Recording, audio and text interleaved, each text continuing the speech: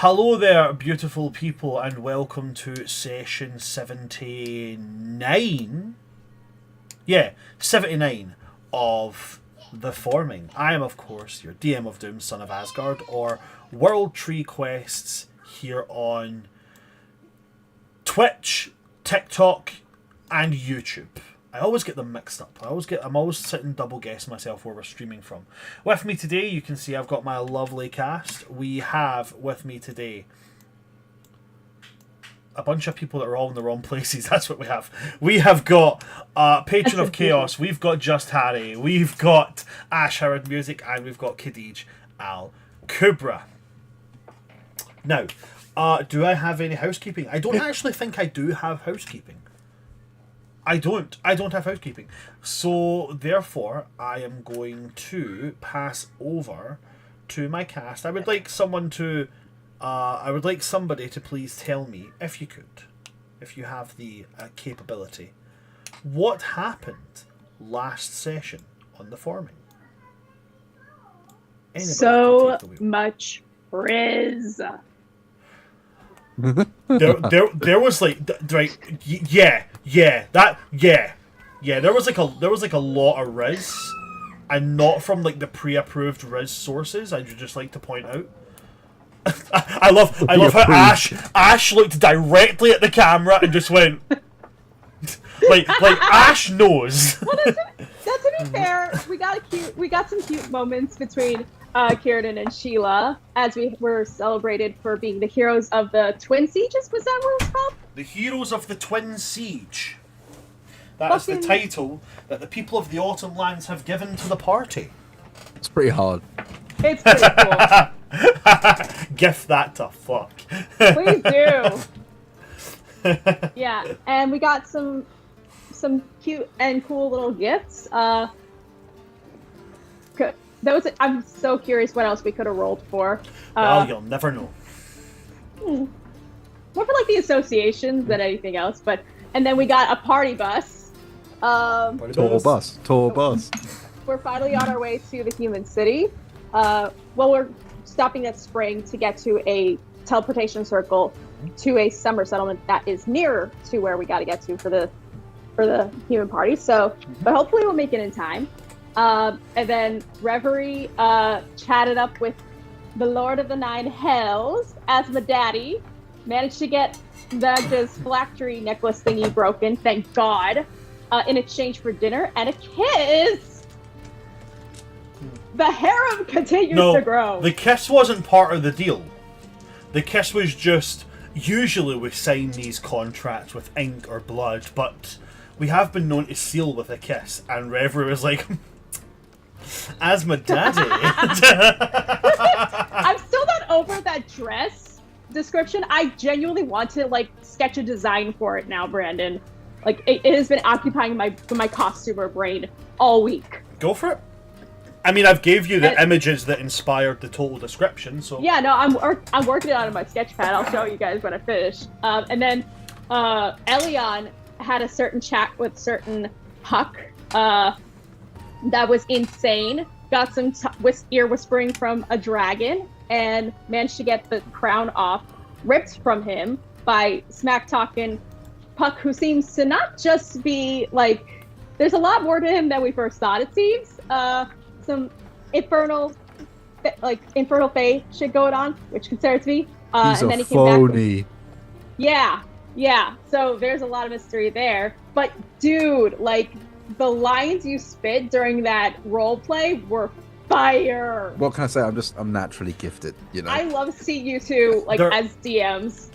Role play, it's insane. There really was something about last session. There was lots of good lines. Like last week sessions for all of the campaigns, there was just absolutely banging lines. Like we had from the Tides of Chaos, we had I don't usually stoop to your levels of vernacular, but as the benefactor of your powers, I give you divine permission to, as you would say, fuck shit up.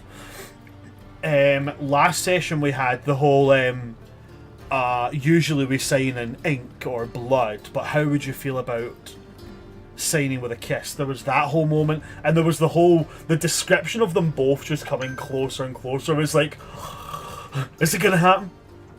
And then the back and forth between Puck and Elion was just immense. The line that stuck with me was, "You are a dog at the beck and call of a man at rock bottom." That was a good one. And so he came back with puncture wounds, which Arya was like, "What the hell? We are going to talk about this." And there's a nice little friend moment between Arya and Kieran too, where she was saying, maybe take the pressure off of the whole king thing by thinking of it as not ruling the kingdom, but taking care of your family, and maybe just ask the trees for what their opinion is, because her train of thought is, if the question is who should rule the land, maybe the land should get a say in it. And then Kesselis was He went on a tirade. Freaking out over his mother figure having suitors, which was hilarious. And he's jumping me in my bedroom currently. Yeah, we're gonna see what happens He's with ambushing me. Meanwhile, the cutscene with Asmodaddy looking at a picture or portrait of Reverie on his mantle. Where the hell did he get that? Like on his wife waiting at home. Paparazzi much? Like, I'm just saying right now, you understand he's the Lord of the Nine Hells, right? Yes. Where did he get that from? He made it. It's the Lord of the Nine Hells. appear. He can just do shit. Oh, you want to come say hello? Oh, she's in her... Sorry, Ashley wants to say hello. She's also in her Halloween pajamas. Yes. Astrid! Oh, you come. We didn't get Astrid sighting last week. Oh, she's so Say cute. hello. Say I hello. also have pumpkins on my shirt. Is that a ghost? Yeah. Right. So Scoopy. Astrid, can you say hello, Liz? Hi. Can you say hi, Harry? Can you say hi, Khadija? And can you say hi, Ash?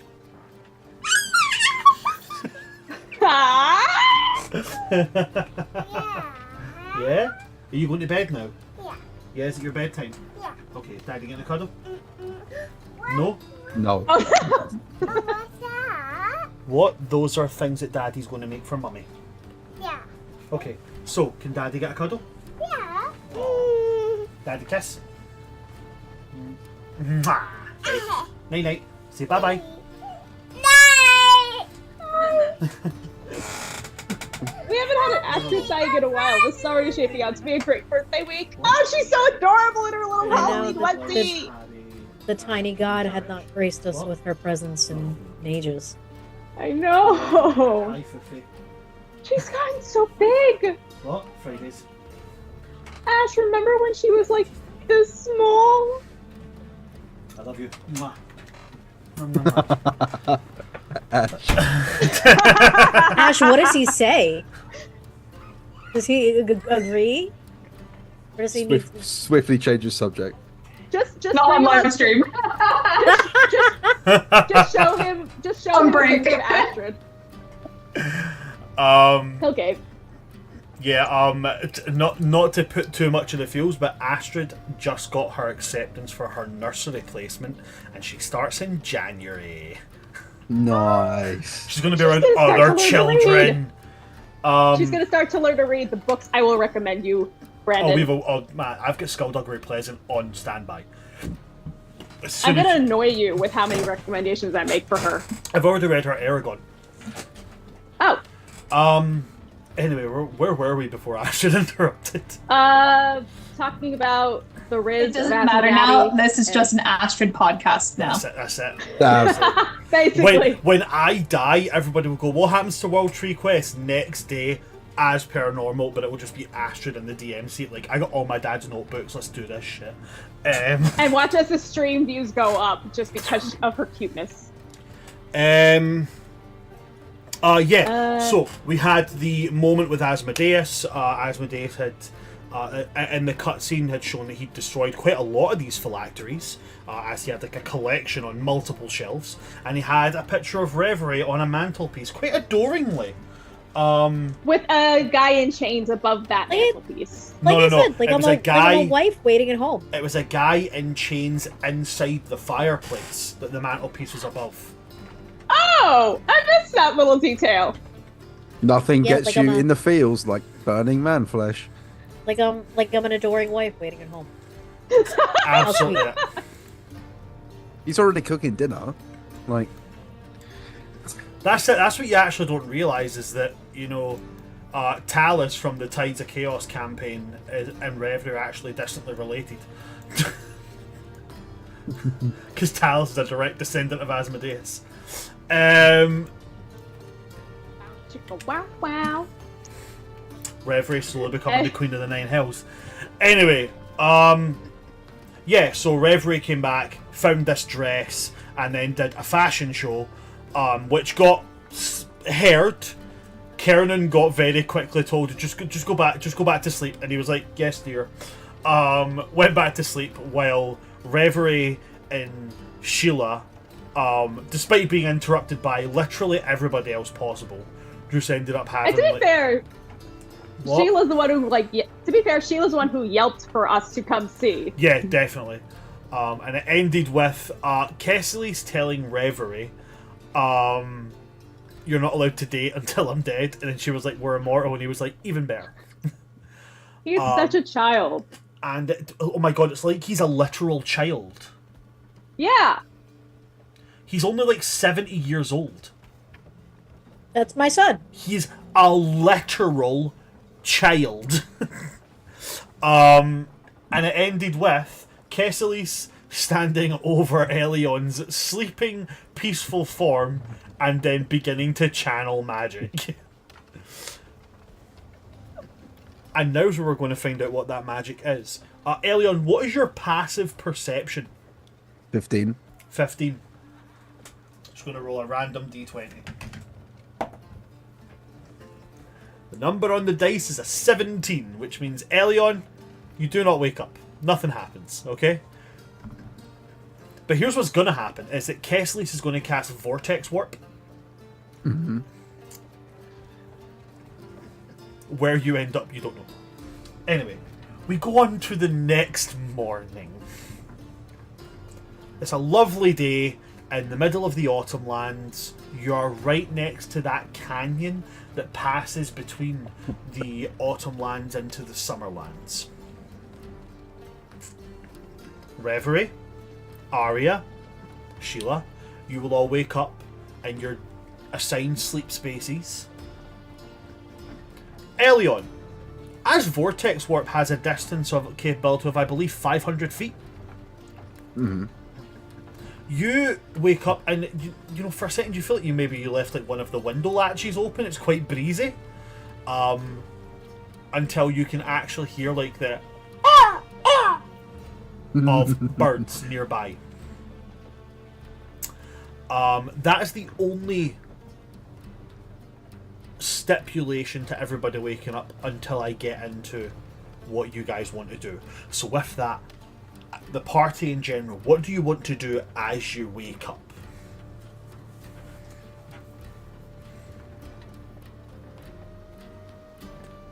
As a collective of the party or like individual? Individual cast members.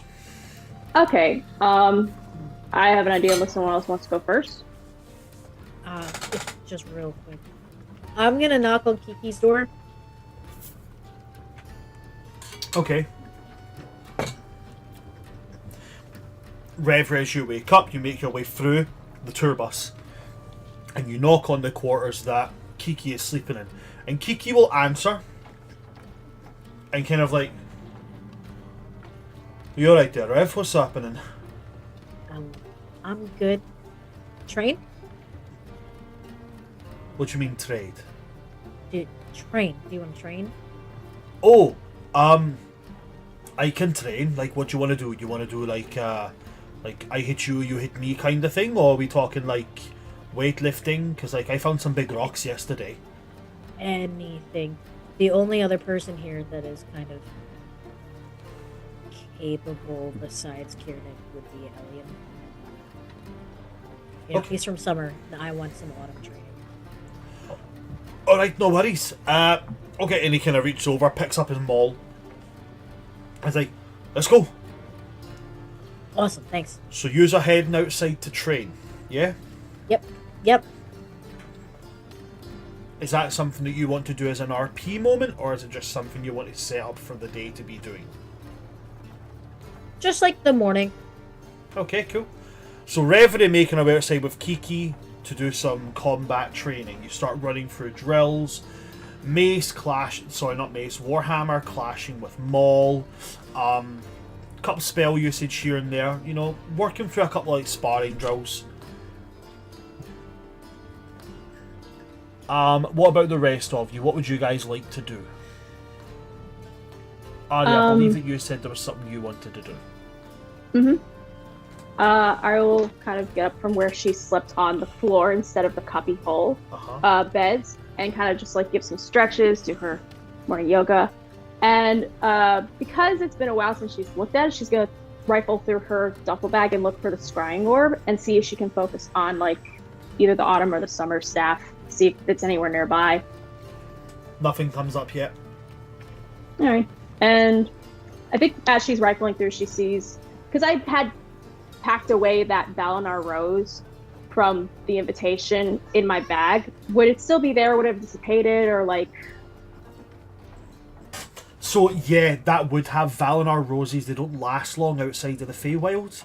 So I mean, it's not like it's disappeared, but it's just like a bunch of like fairly decayed petals at this point. I'll look at the decayed petals, and I think it's just on her mind because of all the feelings, romantic, datey talk last night. So I think really quick she's going to try and cast Ascending to Zotali. Okay. First, before you do that, I need you to roll me a D100. Yeah, I saw that coming. It's a second. D100. Let me get these ones. Okay, that is a 5, 0, and a 2. 52. Okay, cool. Go ahead with your sending. So, Tali, did you know Demigryph Hot beats in 4/4 bass rhythm? Cool, huh? I hope that makes you smile too. Feel free to respond. Arya. Because she knows he loves fun facts too. Again, you feel that the sending reaches the recipient, but no answer comes.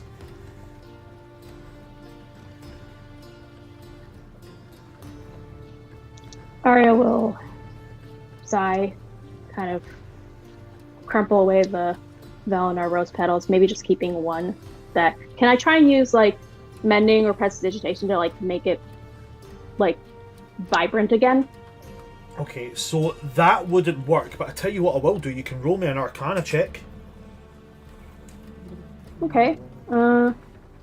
Arcana. Let me go with you.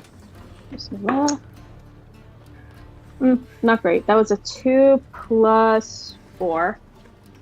Okay, so 6 won't do it, so the last check you can make would be a history check. This will have a higher DC.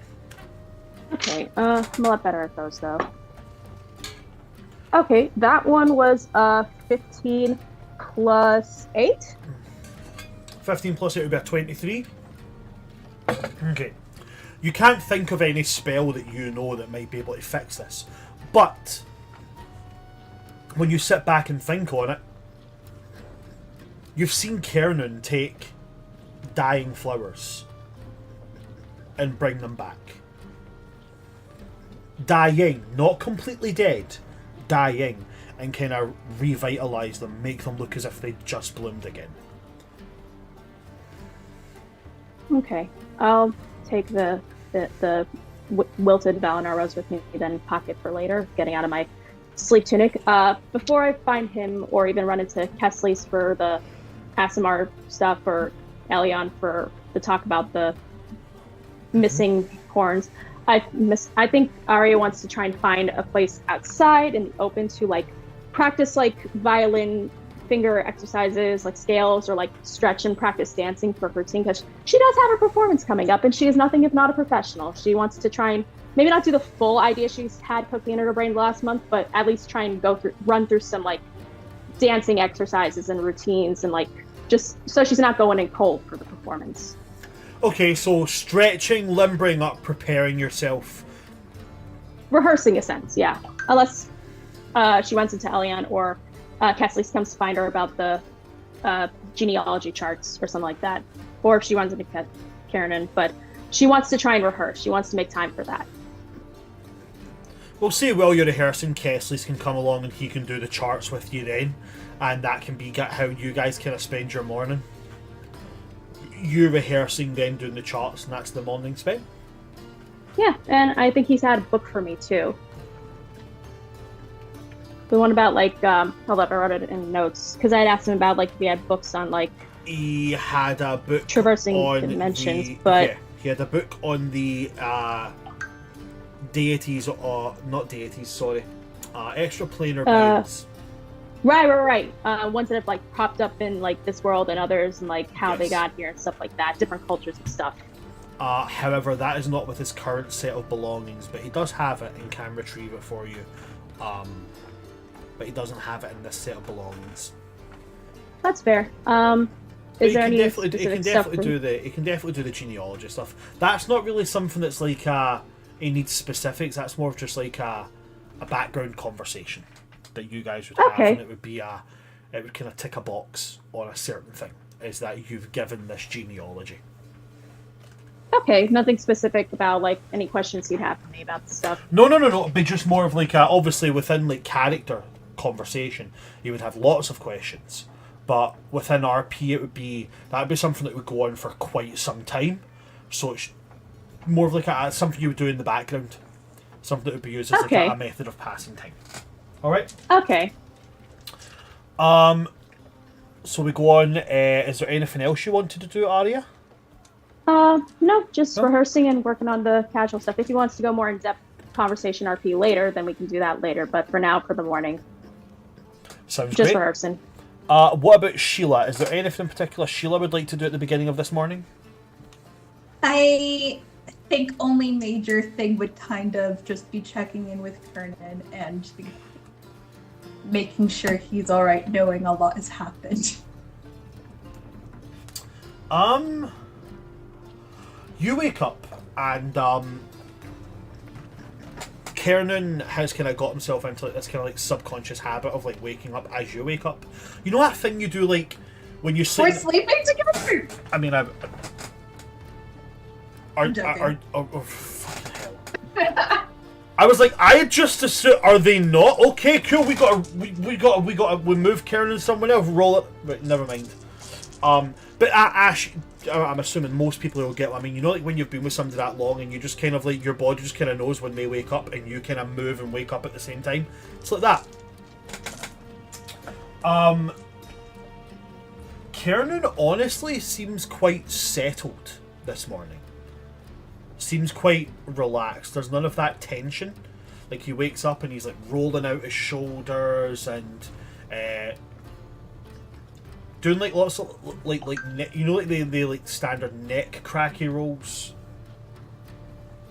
But he doesn't seem to be sitting staring into dead space as much. He actually looks quite calm and quite collected this morning. When he notices you awake, he kind of gives you that kind of one-sided smile that he's got. And it's hello, love. Did you sleep all right? Yeah. As well as you can on a very big bus. Wagon. Definitely not something I want to be, doing long term. Yeah, let's not make this permanent. Yeah, let's not. How are you doing? I know a lot has happened in the last little bit, and all of it was quite close to home. Not physically, but I wasn't handling it the best. But I spoke to a few people last night. Funnily enough, Arya made a little bit of sense.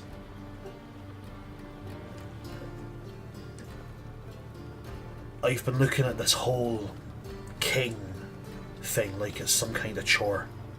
Some weight that I have to put on and carry. And Arya pointed out to me that it's like, you know, to look at it like a family. You know, in spring, we welcome people into our families all the time for like the silliest of reasons. You know, oh, you married my sister, your family. Oh, you grew up in the same area that I grew up in. Our kids are going to play together. Wow, your family. Wow, your cat had kittens on that day. So did mine. We're family. So Arya kind of just showed me that it's just like looking at it as a big family. That's all it is. And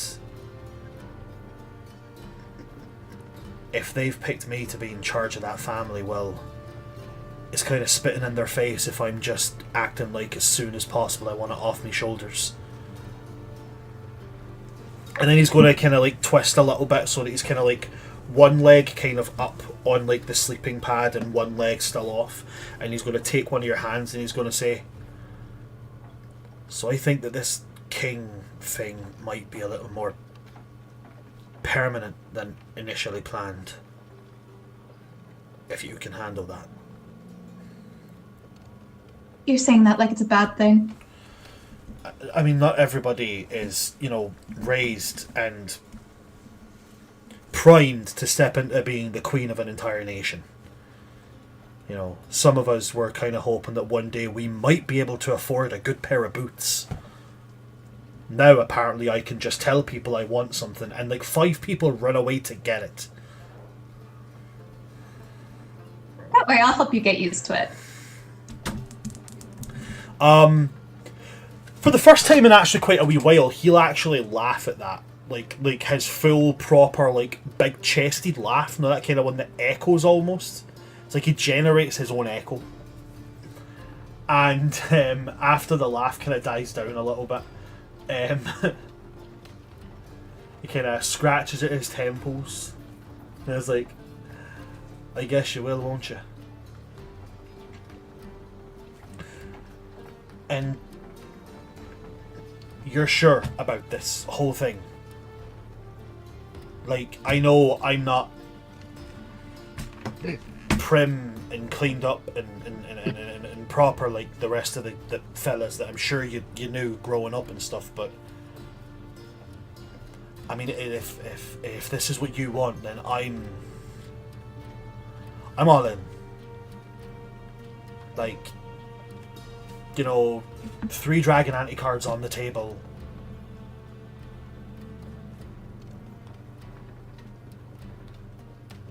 If that's what you want, I'm there. Where you go, I go. We promised that, remember? Where you go, I go. Even if that means marching off to do official things, and he's trying to say the words wearing that crown, but all he does is look at the crown. We need to get you a matching one. That's the only way I'm putting that thing on my head. That you'd never ask. Sheila's like, so I've been thinking. Sketchbooks. I'd better notes though. She holds up like both bags of the diamonds and absolutely, gems. she would absolutely have a Pinterest board. Oh my god, Sheila's how this world gets Pinterest. So I've designed to the castle.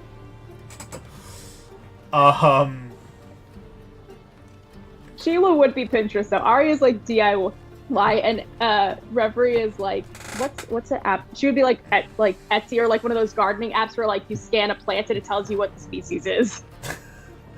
Arya's sitting in Arya's sitting in like Michael's store buying stuff for it. Reverie's looking 100%. at Reverie's looking at all the local vendors, and like Sheila has like somehow flew to New York and is refusing to go anywhere that is not security guarded. Like Ario If it- 100% spend her time at. If it ain't Lisa Tiffany Fabrics. and Co., the answer is no. Funny enough, Tiffany, I actually have a bookmark my aunt gave me that is from Tiffany and Co. They make some good stuff. I'll take your word for it. I'm and, not entirely and then familiar.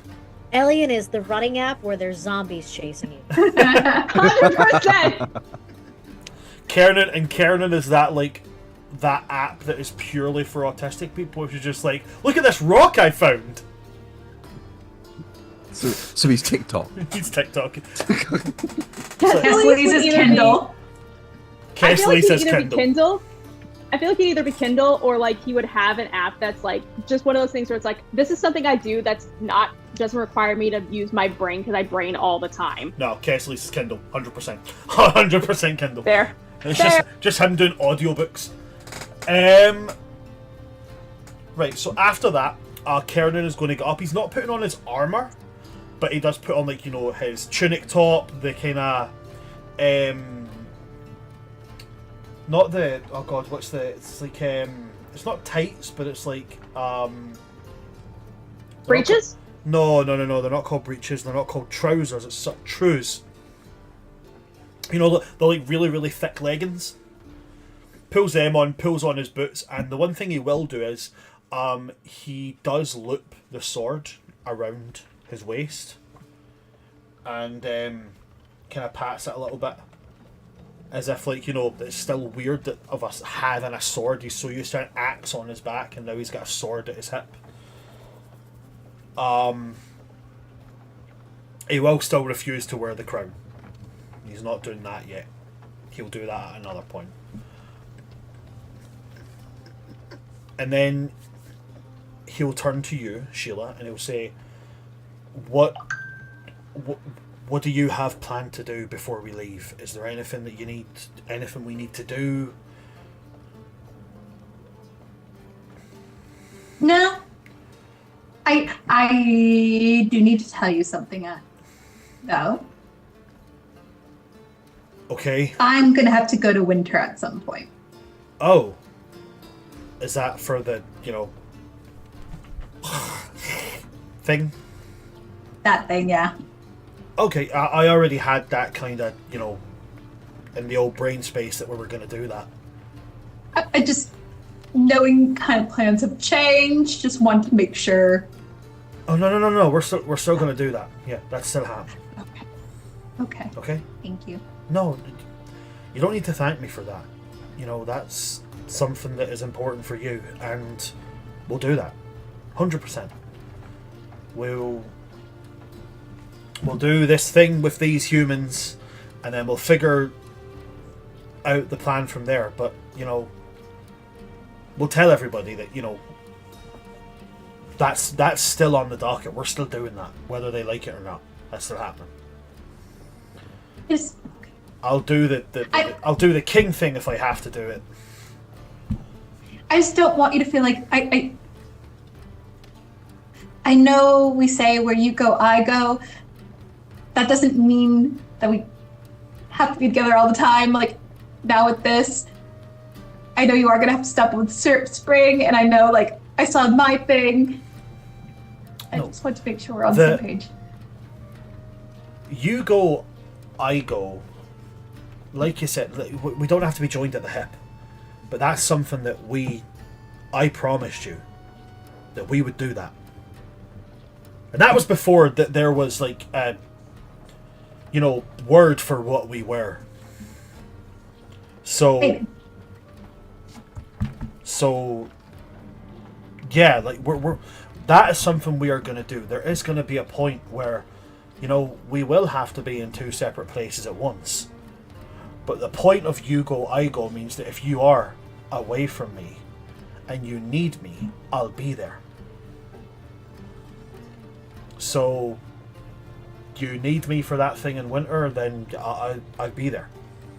Absolutely. And there's not a archfey, angel, or person that Reverie might end up marrying that can stop me from being there. So do with that what you will. But if you're going to deal with a giant scaly lizard that has breath issues, then I'm going to be there.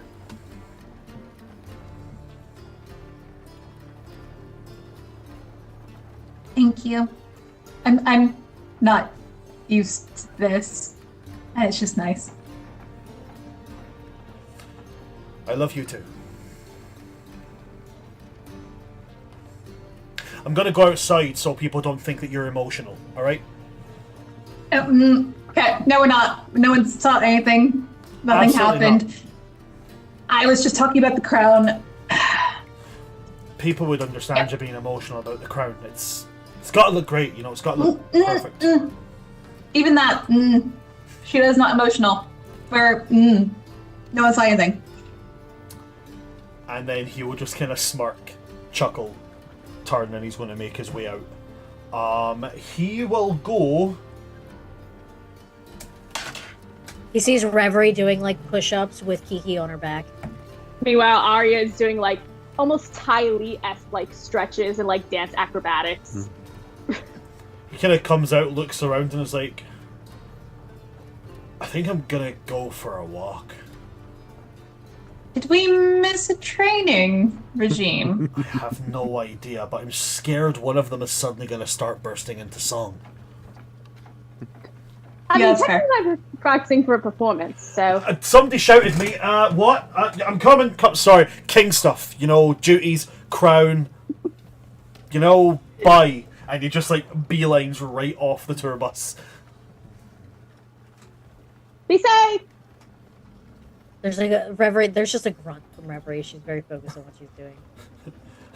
Arya's going to switch Reverie's to doing be safe. press ups and Karen just comes like steps on her and over her. Has anyone seen Elion this morning? Not yet, although he and I also have to talk about some stuff, but maybe he's just asleep. Kesley's from the corner. Me? Elion? No, not at all. Okay, we need to get on the road. Let's go. I'll go yell at him. Absolutely. I think he's still sleeping. We can go. Okay. I turned- Sheila. Oh, Sorry. go ahead. Sheila will literally like go to Elion's door and be like, "Wake up, we're going. You need to get up." I heard the comment, and Arya like pivots on like the ball of her foot as like one leg is like stretched up over her. It's like, Cassilis? What? What was it, the little comment you made just now? What comment? That he's sleeping? That if he's not He said- awake, potentially he is sleeping. You were pretty upset last night. Did you do something? Because you did threaten to vortex warp me. When have I? How do you know that I have the spell Vortex Warp? I've never Vortex Warped anybody. Because you said, and I quote, "I will literally vortex warp you into a plane of existence I from which was we may never angry find you." and in an emotional state and bluffing. Vortex Warp is an exceptionally difficult piece of magic. You have to be able to concentrate on two areas at the same time while having intimate knowledge of both of those areas. Not to mention you have to be able to see them. So, unless you're insisting that I Vortex Warped Elion to the front of this wagon and he's somehow become invisible, your logic doesn't really stand, Arya. Insight check, because that was a lot of details. Exactly, go for it. Insight check. I will roll what everybody knows is deception. While Give doing me a my second. push-ups with Kiki on my back, I just go, "Does any of that make sense to you?" Insight. I'll pick you this time. Bismillah. Oh, that was stupidest thing I get this for. A nat 20 plus 7. That's fantastic. I have a nat 20 plus 9 on the deception check. I have the nat 20 right here. I'm happy to take a picture and send it if you wish. I believe you. Okay, cool. So clashing nat 20s, you said with a plus 7. Yes. Okay. While you use your deeply built sense of scrutiny to examine him, he shows no signs of deception. He's in fact quite shocked that you would think him capable of such a lie. Well, all right. I believe you. I Sorry, I sounded cute. If I was angry at Elion, I would have spoken with him.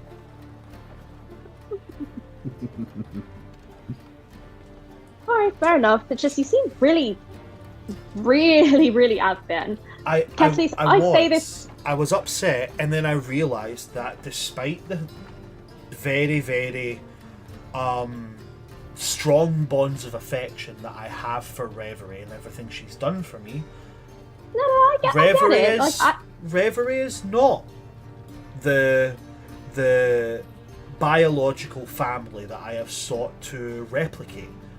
So I don't have to have that strict worry about her. Well, she's more than smart enough to make her own decisions, and I completely respect and honour that she is able to do that.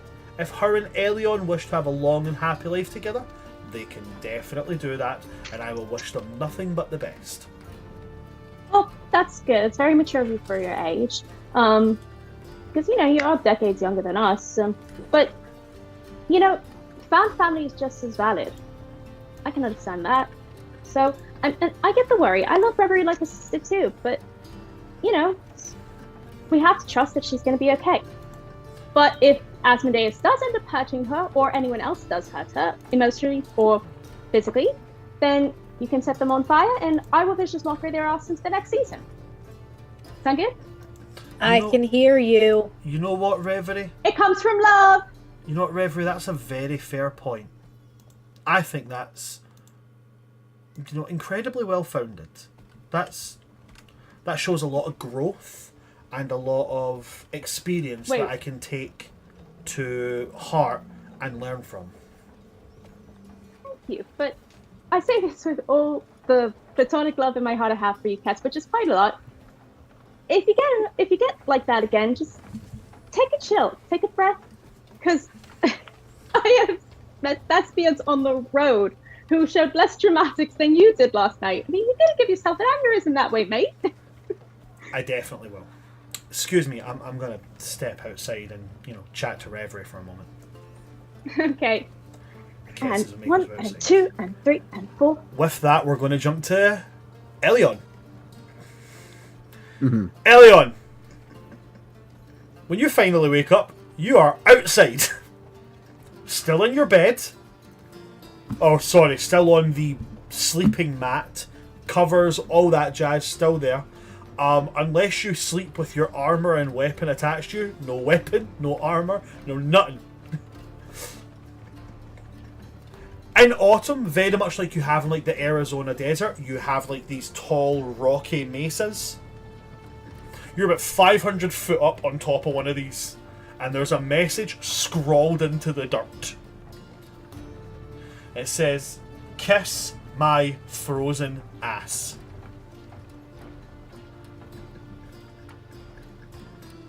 Well played. I will very nonchalantly fold the bed sheets. And I will just pop off the mesa. Okay. And 30 feet before I hit, I'll misty step so I don't take any damage.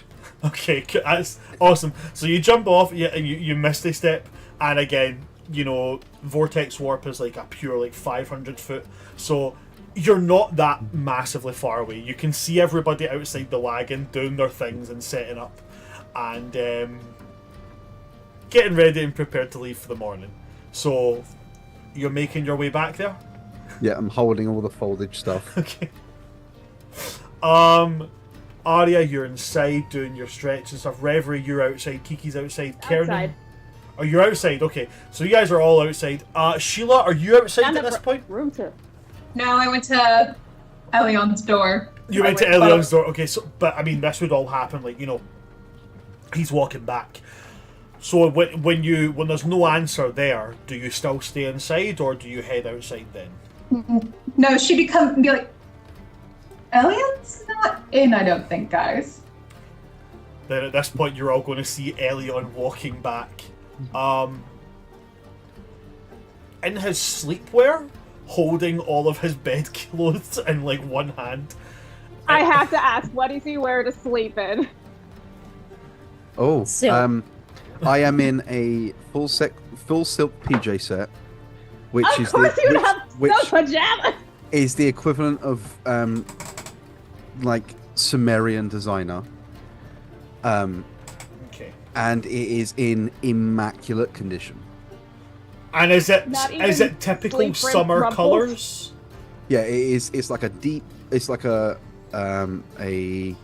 best way I can put it is, you know, the red that you have in like traditional Chinese garb, with like very gold trim on where all the stitching would be. Okay, you guys see Elion walking back towards the bus. I love how I've specifically said it's Tour not bus. a bus, but we keep calling it a bus, and now I'm It's the calling it tour a bus. bus. It's It's a a party tour bus. You all see Elion approach, and like Kiernan and Kiki are kind of looking at each other confused, and Kessler just has this shit-eating grin on his face. I look Reverie's at still Kesley. doing push-ups with Kiki on her back. So Very Kiki's head just mature, kind of huh? bobs as Hold on. he looks at Kiernan. So Kiki's just like this. So Reverie just piles on with the press-ups. Arya, you wanted to say something to Kessler's? I'm in like a dance pose, and I'm like, I looked at Elliot, looked at Kesley, and I just glared. And it's like, very mature response, huh? You bought it. Touche. You okay? I yelled to Elion. I walk straight up to Kesselis.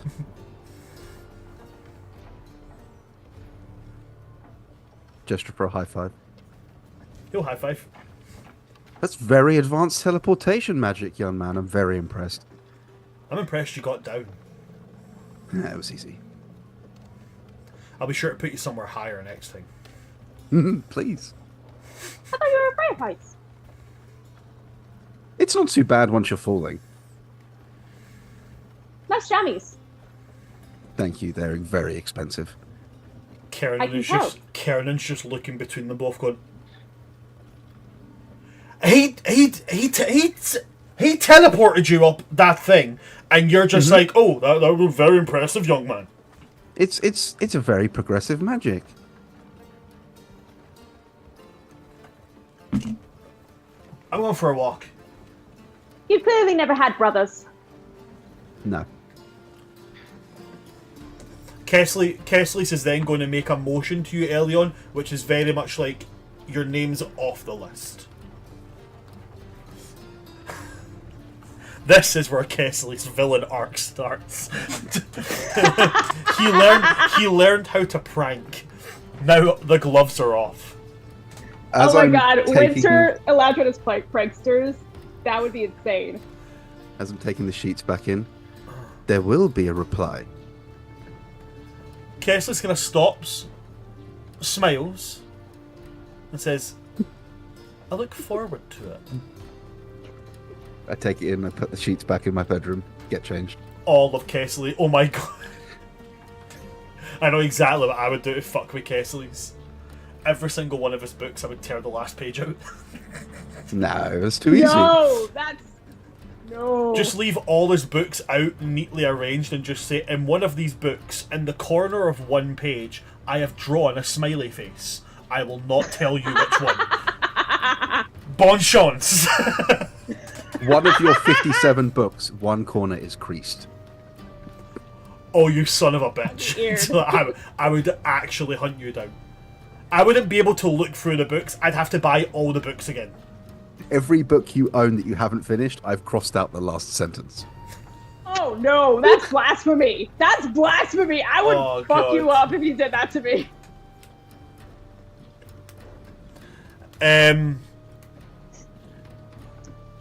Okay, so is there anything that now the parties kind of, did their own things? Is there anything you guys want to do before setting out? Nothing for Elion. Arya? Breakfast and talk to Elion. Okay, so breakfast is a given, beginning of every day. We kind of assume that people are having breakfast. And then you want to speak to Elion. Okay, so Arya, you can make your way to speak with Elion. Elion, are you readily available, or are you kind of like, doors closed, don't bother me? No, I'm fine. Once I'm changed, I'm back out with everyone else. Take it away. Alrighty, Fielden, talk. Where did the crown come from? how did it suddenly get ripped from your head? Why did you suddenly come back from the storm in the middle of the night with puncture holes in your skull? And who do I need to vicious mockery next season for hurting one of my friends? It's a very complicated story that I'm afraid you're quite late to. Catch me up. Especially if it's something that's going to affect all of us. And after keeping my brother's death a secret from me, you at least owe me that much. I think it's dealt with. Shouldn't be an issue. I was tying up loose ends. You said that last night. Gonna need more details if you come back with holes in your head. Quit talking around the subject. I know that's tactic. I'm from Summer 2, technically. I was in league with someone a bit over my head, and I forced my way out of it last night. So what I'm hearing is you made another deal with someone besides from the Lord of Summer. Somehow that led to you getting a creepy crown in your head, and then they ripped it back out. I'm assuming because you put your foot in the mouth again? No. Right up until the last sentence. Elaborate? I called a very long bluff. Why does that not surprise me? Because I'm fantastic. Not for that reason.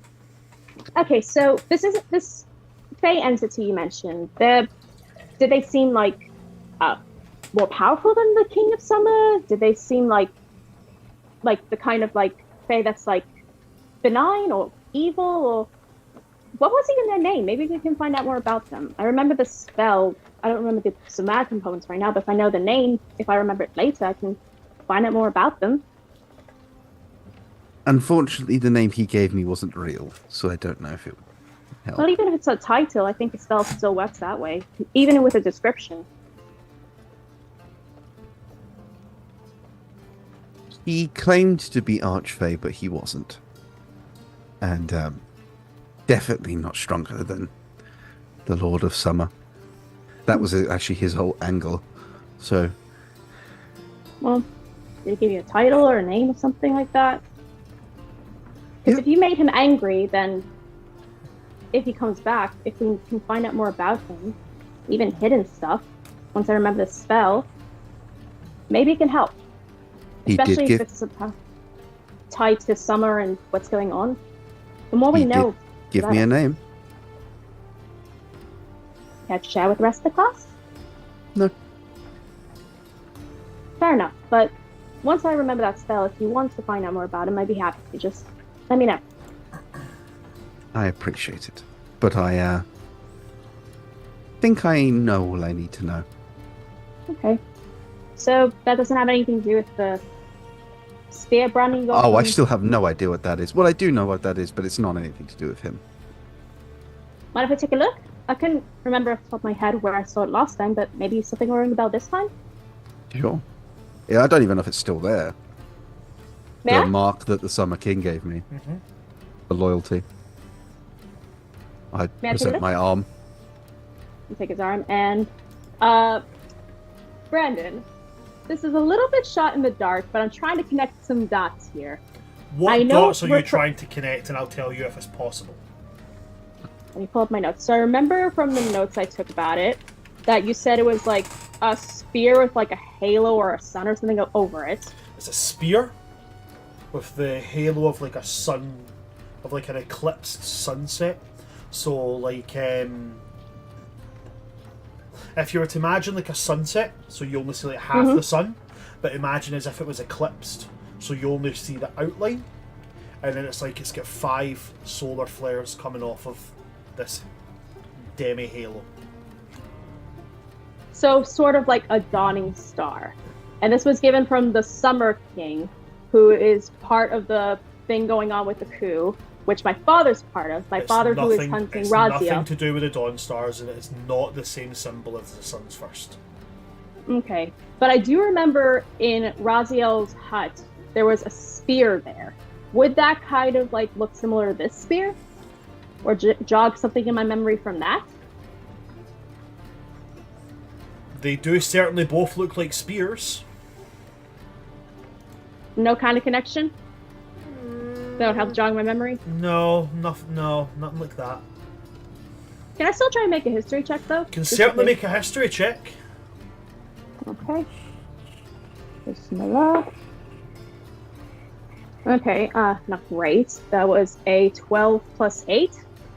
12 plus 8 is a dirty 20, which is not going to be enough for this particular check. Darn. Well, still not ringing any bells. Does the branding still look raw, or does it healed by now at least? Oh, it's long healed. Well, at least it looks like it's more healed, so that's something at least. If it brings you any consolation, it's probably just a Marcus property. That doesn't... That just feels wrong. I don't know. That I think sounds it's quite. so wrong. I think it's quite fitting. But you're not property, you're a person. You're an individual. That... You said that you were forced into the military against your will, right? How young were More or you when less. that happened? Barely an adult.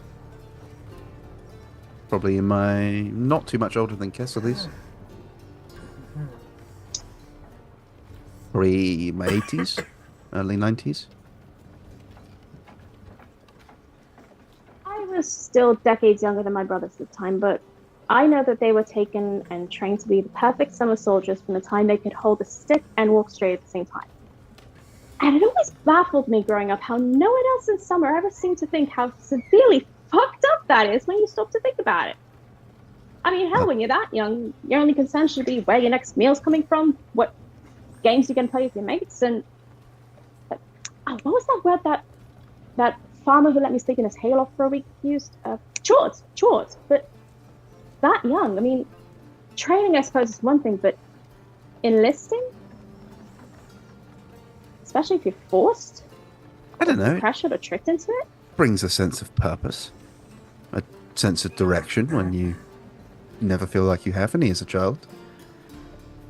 Well, that's great if you can choose it, but you were forced. That's not right.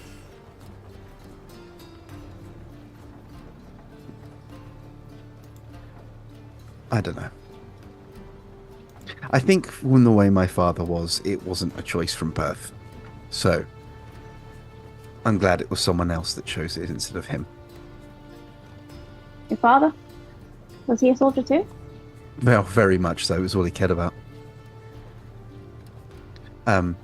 But I'm not trying to go into my emotional background. That's fair. That's fair. I'm just saying, Okay. you didn't deserve to have that done to you. You didn't deserve to have your choice taken away from you. That's all I'm saying. I will be sure to tell him that when I next see him. Well, hopefully, next time you can see him and recognize that you were never his property to begin with. Who knows? You know, I was disowned when I was 19 and thrown away by my parents as an unwanted embarrassment and disgrace of a daughter not worthy of carrying the Dawnstar name, because I broke a family heirloom by accident while dancing. I didn't get a choice when it came to losing my only home and family, but I did choose to take it as an opportunity to finally use the key that travelers gave me when I was a child and get out of my cage and make my dreams come true. And now here I am, and here we are, and there's power in that freedom. I think, in their defense, you are unfit to rule in the Dawnstar name, considering I don't think you'd be very well fit at world conquering. I would take that as a compliment. But the point I'm trying to make is, you've got a kind of freedom now, even though you're not really with the Summer Lord anymore. And maybe it's not the kind of power you after when you first joined us, but it is a kind of power all the same. It's yours to take if you want it. I disagree, but I appreciate the conjecture. Fair enough. Well, all the same. Glad you're free of the whole pointy, uncomfortable crown thing at least. That So am seems I. It really really painful. hurt. Yeah. It looked it. Like, Yeah. God. Ooh. I'm gonna go get breakfast. That sounds like a good idea. I really worked up an appetite. But I'm glad you're okay. So am I. And I'll go get food. Alrighty. So that was it for Arya. Is there anything that anybody else would like to do before setting off? I know Sheila shook her head and said no. Elion, Reverie, anything for you guys? Nope.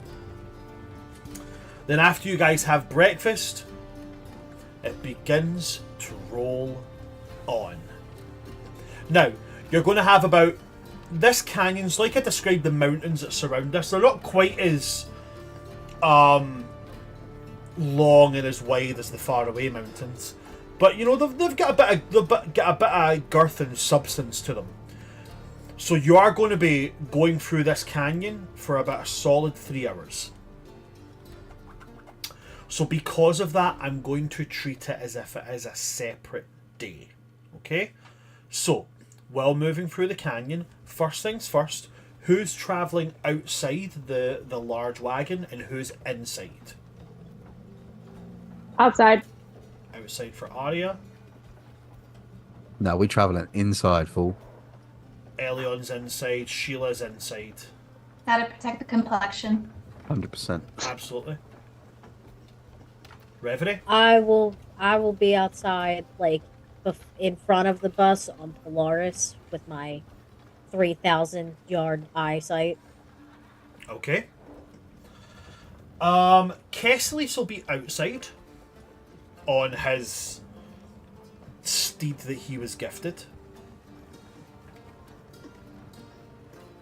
I think we'll switch it up a little bit.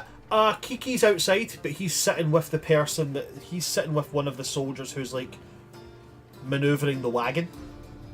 So he's sitting kind of in like the shotgun seat. And we'll say Kernan is inside, and he's just like on like one of the long like seating areas, like these very, very plush areas built into the side of it. He's just kind of like lying on one of them with his feet. You know that way, like when you're bored and you lie down with your feet up the wall? Like you lie with your head down along the couch and your feet are just up the wall. He's like that, and just like playing with a crown in his hand, just like rotating it around a little bit. Every 5 minutes, I throw a piece of paper at him. And then pretend it wasn't me. Children. I raise you, Harry. Sheila and Elian have started a game of like poker or betting against something. Okay. What we betting on? Whoever loses has to buy the winner's outfit for the human party. Your taste is expensive. So is yours. Mine was gifted. So you can get another one. I can imagine that conversation. Whoever loses has to pay for the other one's outfit for this party. Sheila, you're literally a fucking queen. I find this funny because Arya would absolutely intend to pay for everyone's outfits as a present. She's loaded. She can afford it. Okay. So you guys are sitting just playing a card game. Or is it some other type of game? I reckon we should have a little competition. We come up with a word. The first person to get Kiernan to say it wins. And you can't just ask. Otherwise, you'd win. Then what's the fun of that? Because you have to work it in. It's not fun if I don't get to use my advantage. If you love me, say pineapple. Pineapple. I win. Yeah. And that's the funny thing, because in this world, pineapples exist, but nobody knows where they come from. Okay, so pineapples exist, but sweet potatoes and watermelons don't yet? It's either that or we can play cards, but I'll probably beat you at cards. I'm very good at cheating. Why are you bragging about that? Because then I might not want to play. Well, then I win. Fine, the Kernan thing seems a bit more fair. Right, so Elion, what word are you going to try and get Kiernan to say? Do we want different words or do we want the same word? I feel like different words that are different topics, so that way we need to try and fit it into the same conversation to make it feel natural. But we can make it as hard for the other person as possible. Yes. So So you need to pick my word and I need to pick your I was word. about to say that. Onomatopoeia for you. Oh, we're going long words. Sheila's just I mean- Sheila's just ended it for him because Kiernan can't even say the first half of that word.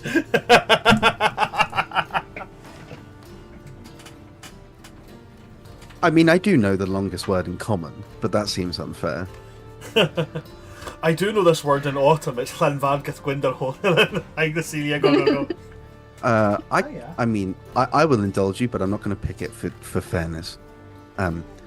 Have you ever heard of the condition known as sutra ultramicroscopic silicone volcanoconiosis? No. Creepy, go back to bed. Let's say... Excuse me a moment, guys. Wait. Ooh. What's a word that I don't think Kiernan would say? I mean, anything that's in our dictionaries might work. Dictionary. That's a good one.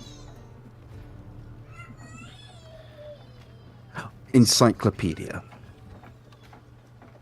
Encyclopedia. Feel. I shake. And so starts the prompts. We're holding like signs. And I'm trying to do like similar things. What's the one thing that Kesley's was reading the other night? I can't remember what was it called again. Wait, did we just make the D&D version of that game where like you play on the iPhone where you like flip it and it Heads has up. the word? This is just medieval heads up. I love it. Oh. Sorry about that, guys. I don't have my wireless headphones today, so I wasn't able to listen to the conversation. Basically, they just start going back and forth with Kernan trying to get him to say their words. Okay, It's so I medieval know. heads up. So I know Elion has to get. Elion has to get Onomatopoeia. Kiernan to say onomatopoeia. What's Sheila's word? Encyclopedia. Encyclopedia. They're both more than 2 syllables. It's impossible. You joke, buddy. You joke, but you know not what you have wrought. That's spring education, am I right? Spring education. Hello there, everybody, and welcome to school. Now, has everybody here seen a tree before? Yes, congratulations, you all have PhDs! Kiernan's actually a triple doctorate, don't you know? He knows how to count the rings inside. Kiernan can actually name 17 different types of tree. Did anyone turn up in shoes? Me? You're expelled. Fucking You're legit. the only one that fails. Fucking legit. Uniform check. Up. You don't have mud on you. Go outside and roll around in the plains of dirt. I And then come back inside. I feel like school is a punishment that the parents tell you. If you don't behave, I'm going to send you to school. No! Did you do your homework last night? No, I forgot. Well, you know what that means. No, you can't make me. You're going for a bath. No! I love how I'm making it as if, like, Spring are all fucking dirty hobos and shit. Yeah, Which but they they're are. fun. They just exactly. They're fun. and Sheila's down to like, earth. what did I become a queen of? Sheila's the reason Think of that it as a Spring... challenge. Sheila's the reason that Spring slowly got hotter. That there's actually bathtubs somewhere. The queen of mud and bushes. The only mud that Jill will ever approve of is the like The mud the bath. Not even the facials. Out. Oh right, right. That was a thing early campaign. Sheila is Oh, that reminds me of the absolutely Pinky against- Promise. Absolutely against mud of all kinds. That just reminded me of the Outside. Pinky Promise we made that I will never let mud touch There your are face there are forcibly 3 if you stand up seasons to my that mom. don't. There are 3 seasons that don't contain 90% mud, and you're ruling the one that does. You can't choose who you love, okay? But you can choose the Challenge. crown you wear. Exactly. Which is why. I think of it as a challenge. Okay. Outside, I am absolutely sharking the soldier and Kiki in talking completely in Sylvan in Ice Buck. Ikari is just practicing. Okay, so Elion is onomatopoeia. I don't think even I can spell onomatopoeia anymore. Onomatopoeia. I don't even think I've had to say that word since like year 5. It's one of my favorites. It just sounds good. By the way, the word I It said is is an fun. actual word. It's I a know. lung, yeah, it's Yeah. a lung disease caused by volcano ash. Yeah. You can't make up that ish. As soon as you said it, I was like, of course. I would have done it as something really, really stupid, like get Karen to say like walnut or something. Like, what a fucking thing to work into a conversation. But you guys went the whole other route with it. I love it. Okay, so do you know what I want to do for a little bit, actually? No. We're going to do this first, then we'll see what comes from that. I need a volunteer. Not Elion, because Elion did it last time. So, one of you three. I rolled beforehand, so. Oh, it was you! It was Ashton, so Ashton... It was me and then Elion. Yeah. Okay, so Reverie or Aria? You had your hand up first. You can go first. Reverie. Yeah, I'll do it. First things first, Reverie.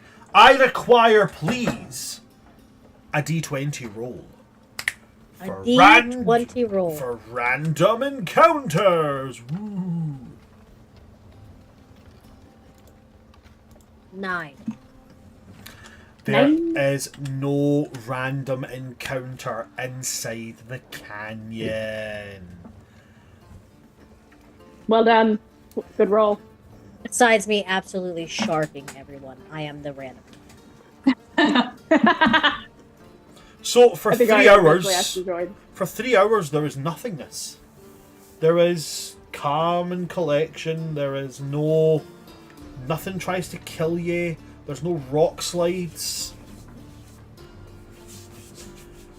So for 3 hours, you guys are free and easy. So because the only thing we've really got for that is Elion and Sheila, I'm going to go to the first round. How do you guys try and get Kiernan to talk?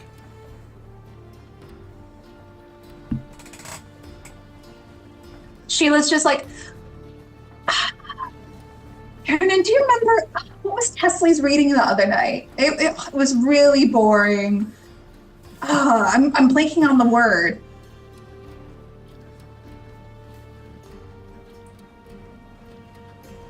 A book.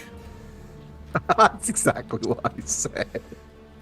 It was a book, weren't it? Like, I forget which one's a book and which one's a scroll. Is the book the one that has a body part? Like, I know one of them has a body part. Book has a spine. That's it. So was it a book or was it a scroll? I forget. I think it was a more like specific type that has like different sections on particular things. Oh. And it kind of goes in depth and gives you a summary of like each little thing, so you can almost look up if you don't know what the purpose of something is. Oh god, I don't know. And he's just going to like sit up, rotate himself around, and lean out the window and like, Cass, Sheila's after wondering what that book is that you were reading. And Cass is going to go, I mean, you're going to have to narrow it down. The really big, what's he say? She says it's the really big, boring one that has all the different parts that you look up things. Cass is like, do you mean my dictionary? He's like, cheers, thanks, Cass. And he kind of pulls it down, leans back in and goes, love, he said it's a dictionary. I don't know why you'd read anything with the word dick in it, but... Thanks, love. Appreciate it. You're welcome, dear. And Sheila will just turn to Elion. Anything for you, love. And he goes right back to sitting down and playing with the crown in his hands. I love how you guys are sitting doing this game and Elion, Kiernan's going to be sitting there thinking, God, everybody's really friendly to me today. Everybody's talking to me. This is such a good day. Later, Right. Aww. and I'm like, Kiernan, you're smart. Kesselise is outside, and I don't want to like yell, Okay. strain my voice. There's that word that Kesselise brings up every now and then. It's a word where a word sounds like the noise it makes. Do you remember? So like whack. You know? Hit.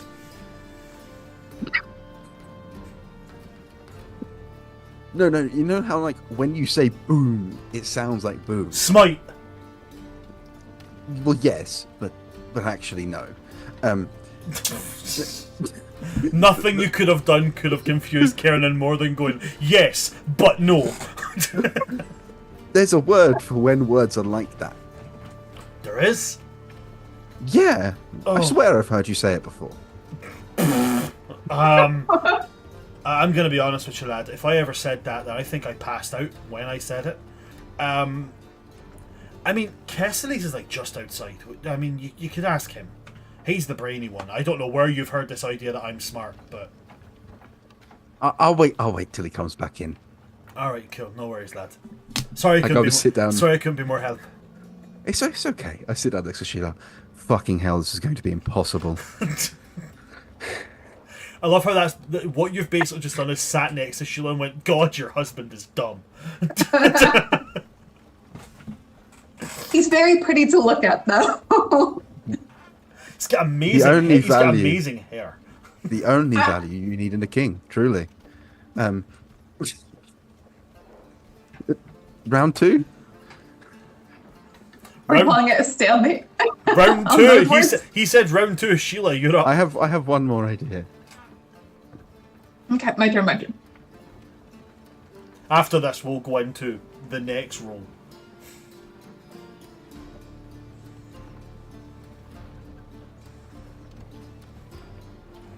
Kiernan, Yes, love. you had a friend growing up. I had a few by all accounts. I know, but there was that one friend that, like, you guys were climbing the trees one together and he broke his arm when he fell down. And what was his name? It kind of, I think it started with an E. Oh, jeez. Oh, I think I had a friend called Ernest at one point, but I don't remember him breaking his arm.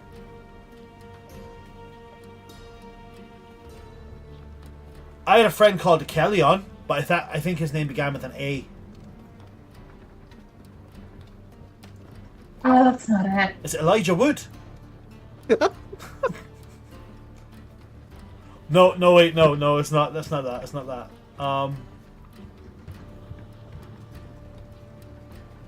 Jeez, I don't know. I don't know. I'm sorry, love. No worries, I was just trying to remember. I'm gonna. Just see Sheila come back over you. Where was that going? Whose name is Right. Encyclopedia? No, but he had a friend whose name was kinda like it, and I was kinda hoping he would mess it up just enough to pass it off. What name is like Encyclopedia? Orlando Bloom. Have you met some of the spring? Their names are weird, man. I know, apparently there's a spring Elijah called Elijah Wood. I mean, in all fairness, right? Elijah Wood, that's a fucking spring name That right makes there. so much sense, though. Okay, cool. So I've rolled that. Elion, you're up. I leave the carriage for like a minute. And I Okay. head outside and I find the one of the soldiers that's like He's- around. Sheila's peeking her head out watching. And I write the word on their hand and I write a message that says, ask Kiernan to say this word. And I hand it to him. Would you mind? Do you hand it to an autumn or a spring soldier?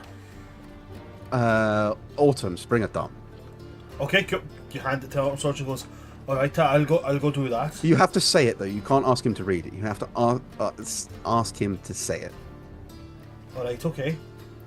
The soldier's going. Sheila's gonna cast Wall of Force around the doors and windows so he can't come in.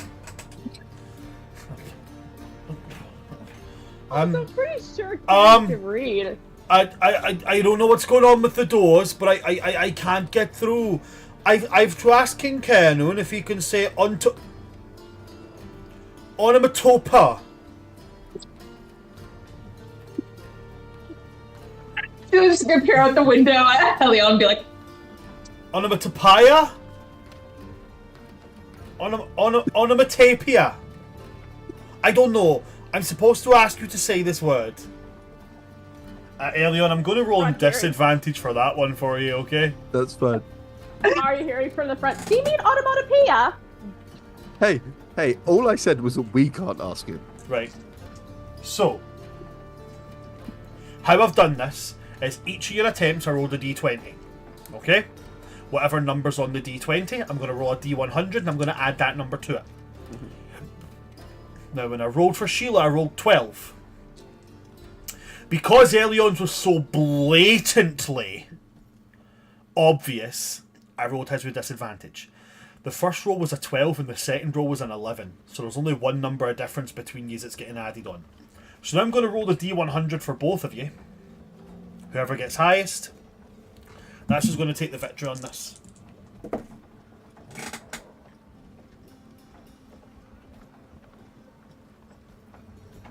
Okay, so I have Sheila's number. He's just gonna blurt it out 3 hours from when we decide it's a stalemate. 3 days travel in. Encyclopedia. I love how this is how we spend our time when we're not trying to run around saving the world, and we actually get a chance to chill.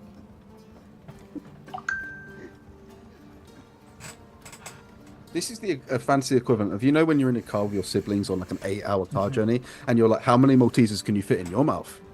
100% sibling energy. You ever played Fluffy Bunny? yep. Oh fuck no. Fluffy Bunny. I have, but I don't. Fluffy Bunny is nightmare material. Well, so many kids die from it growing up.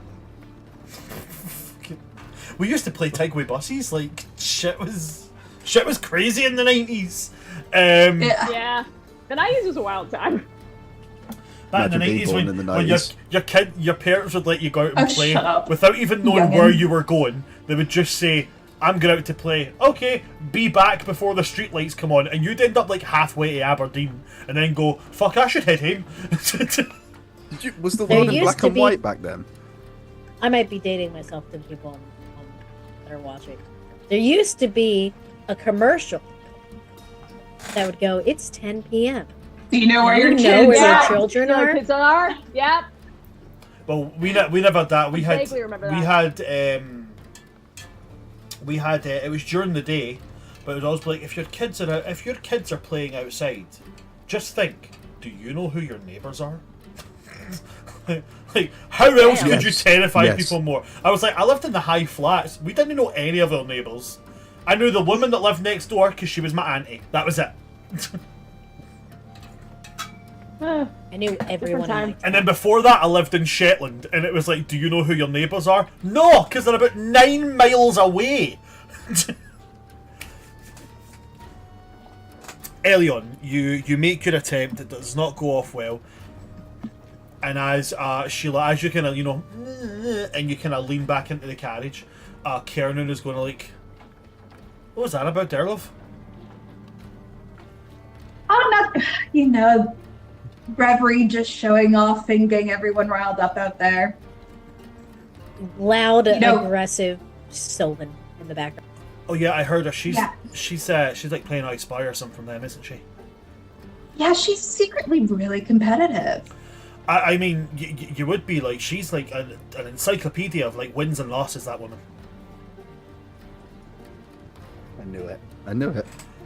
So the rolls were actually not so far off. So you had a plus 11, Sheila had a plus 12. Sheila, the D100 roll for you came out as a 21. And Harry, your one came out as a 19. That's why I was fucking bricking it. I was like, the fuck, man, they're so close. But yeah, you only came in at a 30, and Sheila came in with a 44. 34, not 44. So unfortunately, Sheila is going to take the win on that one. So, like, go for rules wins, right? Lowest number. Sorry? Lowest. Go for rules. No. The really gutting thing is if you hadn't done the obvious one and had them try and get him to say it by saying it to him, I think you might have won. it because I would have went to persuasion rolls on that one, so you might have the better chance. It's Maybe. cool. That's what happens when you try to cheat. But yeah, It's not cheating. It's bending the rules. And he finding a still loophole. he still pronounces encyclopedia weird. It's like he pronounced it like the way it should be pronounced, but like obnoxiously. So it's like he's learned. So encyclopedia shouldn't be pronounced encyclopedia. It should actually be pronounced encyclopedia. Because it's ENCYCLOPA, but with the E connected.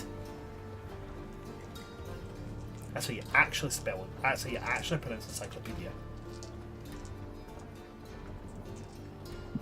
Words are weird. Nerd. Words are weird, and that's coming from the writer. Ash, you're looking at me as if I've just made this up at my fucking arse. Like, I'm being serious. I think Oh, she's I like believe you. spelling it in her head. ENCLYOP, and it's that weird AE, but they're joined. In what language?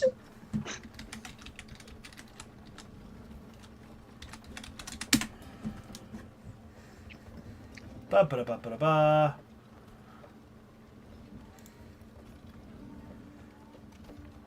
Encyclopedia without the AE is US American or English US, while encyclopedia is predominantly used in British English. That tracks. Yeah. Woohoo! Makes we sense. That's why I'm spelled so something confused. That makes correct. We sense. spelled something That makes so correct much- again. I will also say encyclopedic is AE as well. I've never seen it with an AE before, to be fair. Do you mean encyclopedic? I think that's No, encyclopedic. I don't like your tone. How about that? that was actually quite a good one there. That was a good one, Kadisha. And Thank you. I think you are being encyclopedantic. So that was actually quite good. I'll give you that one. Thank you. just aggressively in the background. No, his hair is black. How do you not notice it? We're in a canyon. Reverie just getting heavy competitive. No, that doesn't count. Why does it not count? Because the sun is not white.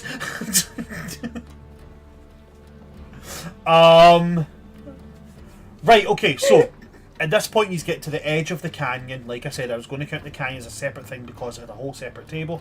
But as we come to the outside of the canyon, you are now officially, due to where the canyon exits, you are in summer. So you've got rolling hills, sprawling fields of that kind of soft yellowish golden grass. Quite temperate. The sun is, because of how summer was created with its magic, the moment you transfer into summer, the sun immediately flips to a noonday position. It is always a noonday sun in the Summerlands. And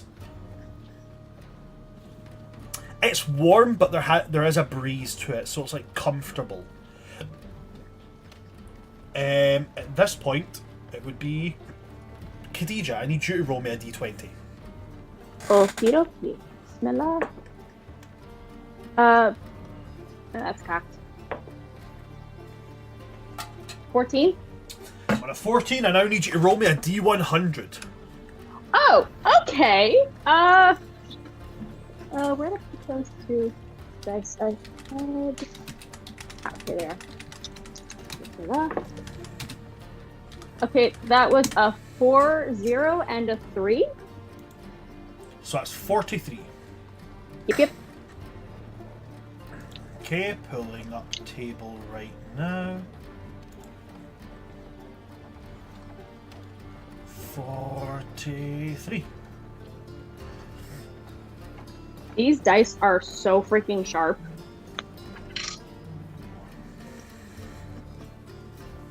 It hurts to hold them.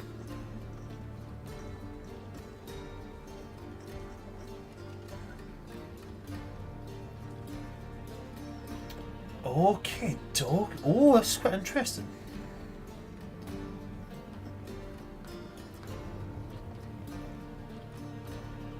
Alrighty. Okay. So, on a roll of a 43,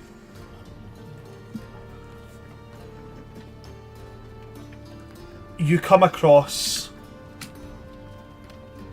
It's like a wee man in a wagon, you know, pulling along. Summer Eladrin, absolute. And he has, you know, nothing fancy. It seems like a farm wagon. And it has, like, you know, vegetables and fruits and stuff all loaded up in the back. It's been pulled by this really old, like, mule. And as he kind of gets close, it does that thing where he's like waves to you. He's like, hello there, hello, how are you? Hello. I'm well, thank you. How are you? Not too bad. How's your day going? Very well, thank you. I'm planning on passing through the canyon to do some trade in a local market. Is there any trouble nearby? You know, anything around about? Well, we were fortunate enough to not run into any trouble, but seeing how it is the autumn lands, I would still keep an eye out just in case. You never know what could pop out. All right then, I will do. Where are you traveling to? Oh, there's just a little village. Just, you know, you go through the canyon and then you turn towards towards where would that be? Towards the south, and you make your way down until you get quite close to Basilisk Canyon, but you don't go through it. You get quite close to the entrance of it. Don't go through it. Oh no, I'm more than aware. And We learned that the hard way. there's a small village located there. I trade with them a couple of times. There's a butcher there. They get a lot more, like, you know, large prey animals than we do in the low plainlands. So Probably more variety too. yeah, What's there's a the lot job? of variety. There's me having to look at a map. Yeah, I was thinking like, oh, maybe I've been there before when I was traveling. I thought I put that further north. Apparently I didn't. Little village called Twin Rock. Ooh, Twin Rock. I don't think I've been there before, but I'll have to take a visit then. Well, you be safe, all right? You two. Any of you lot like riddles? Oh, I love riddles. I'm not the best at them, but I do love them and appreciate them. It's so fun. I have this little thing I do when I meet people on the road, you know, riddle of the day kind of thing. I just Ooh. wondered if you're How You have- Ash looks is how I feel right now. It's so Yeah, can I- sketchy. Hey, we're traveling to summer. You like riddles? Can I vibe check this man? That was a turn in left field. You certainly can. Arya's just in her natural elements. Like, this is how she was when she was traveling by herself on the road. Sheila just turns to Elion. I don't think her parents taught her to not talk to strangers. Her parents didn't let her talk to anyone unless she had to in court. I don't know. I don't mind. 24. 24. Yeah, Okay. 17 plus 7. On a 24, despite having all the outward garb of a farmer and having the, you know, the all the stuff in the back of the wagon and such, and having the mule and everything, he's definitely, you know, the mule moves when he kind of gives it the wee click, the wee kind of thing. But as you look at him, he's got like dirt, like wee smudge, like smudges here and on his clothes and stuff. Got it on his hands. He's even got, like, you know, kind of like the red sores from holding on to the reins for so long. But the one thing that gives him away, Reverie, is the soles of his feet are completely clean.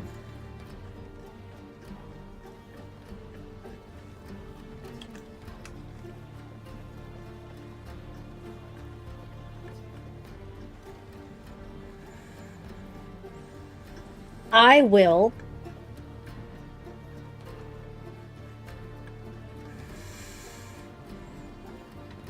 kind of hold a hand out and go, well, you have to get to where you're going then, don't you?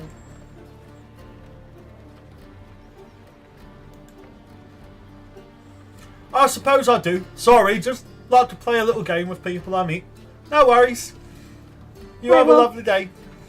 You as well. Be safe. And as she says, "Be safe," she's gonna cast guidance on him.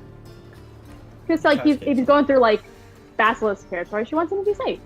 Okay, so you cast guidance on him. It kind of goes away, and he's not singing this song, but he kind of starts muttering under his breath. Kind of something in the vibe of the Lord of the Rings song, "The road goes ever on and on," the one that Gandalf sings. There's something along those lines, and off he goes, off into the distance towards the canyon. Oh, I was I looking mean- forward to the riddle. No, there's something not right. I'm gonna let the What do you mean? caravan keep moving, and I'm gonna move to the back to make sure he doesn't kind of come up. What was the second part of that there, sorry? Oh, I'm sorry. I'm gonna move to the back of the caravan and let the caravan, our tour bus, continue to move forward to keep an eye from behind. Okay.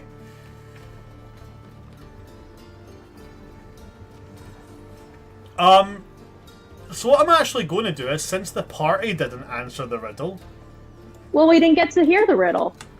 and unfortunately that's just the name of the game in some ways, so what I'm going to do is I'm going to put it out there to the people in the audience. I'm going to drop the riddle into the chat, and if you want to take a wee shot and a wee stab in the dark at answering it, you can take your chances. Well, that's not fair. The riddle that was going to be said was, "Two bodies have I, though both joined in one. The more still I stand, the quicker I run." I am going to give the same rules that I give to my players about their dice rolls. If you answer it, I'll trust that you did it the right way. But if you do Google the answer, you're only fooling yourself. You're only cheating yourself. Alright? But anyway, there's the riddle. So we continue on.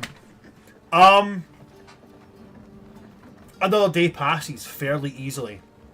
As you guys travel through summer, you eventually arc your way up towards the north, and by nightfall, you reach the Firbolg village at the edge of the Springlands. Now you guys have a choice. Kessleys can use the teleportation circle right now, get you guys to the edge of the faraway mountains, and then you rest, or you can rest here, get to the faraway mountains in the morning, and continue from there. So just to put this in awareness to you, okay? This is one of those moments where an event will happen at either place. If you go to one, you miss the other. None of these events are calamities. They're just the way things have transpired and the way things have moved. They are coincidental things that happen to be happening at the same time. So, you don't get any more information than that. It's just, do you want to rest, see what happens here at the Firbolg village, and miss what happens towards the edge of the far mountains? Or do you want to go to the far mountains, see what happens there, and then miss what happens in Firbolg village? That is the choice I am leaving you with as we go to our break. So for 15 minutes you guys get to stew on that, and in 15 minutes at the end of the break I will announce what the answer to the riddle is. Don't go anywhere, folks. We will see you after our 15-minute break.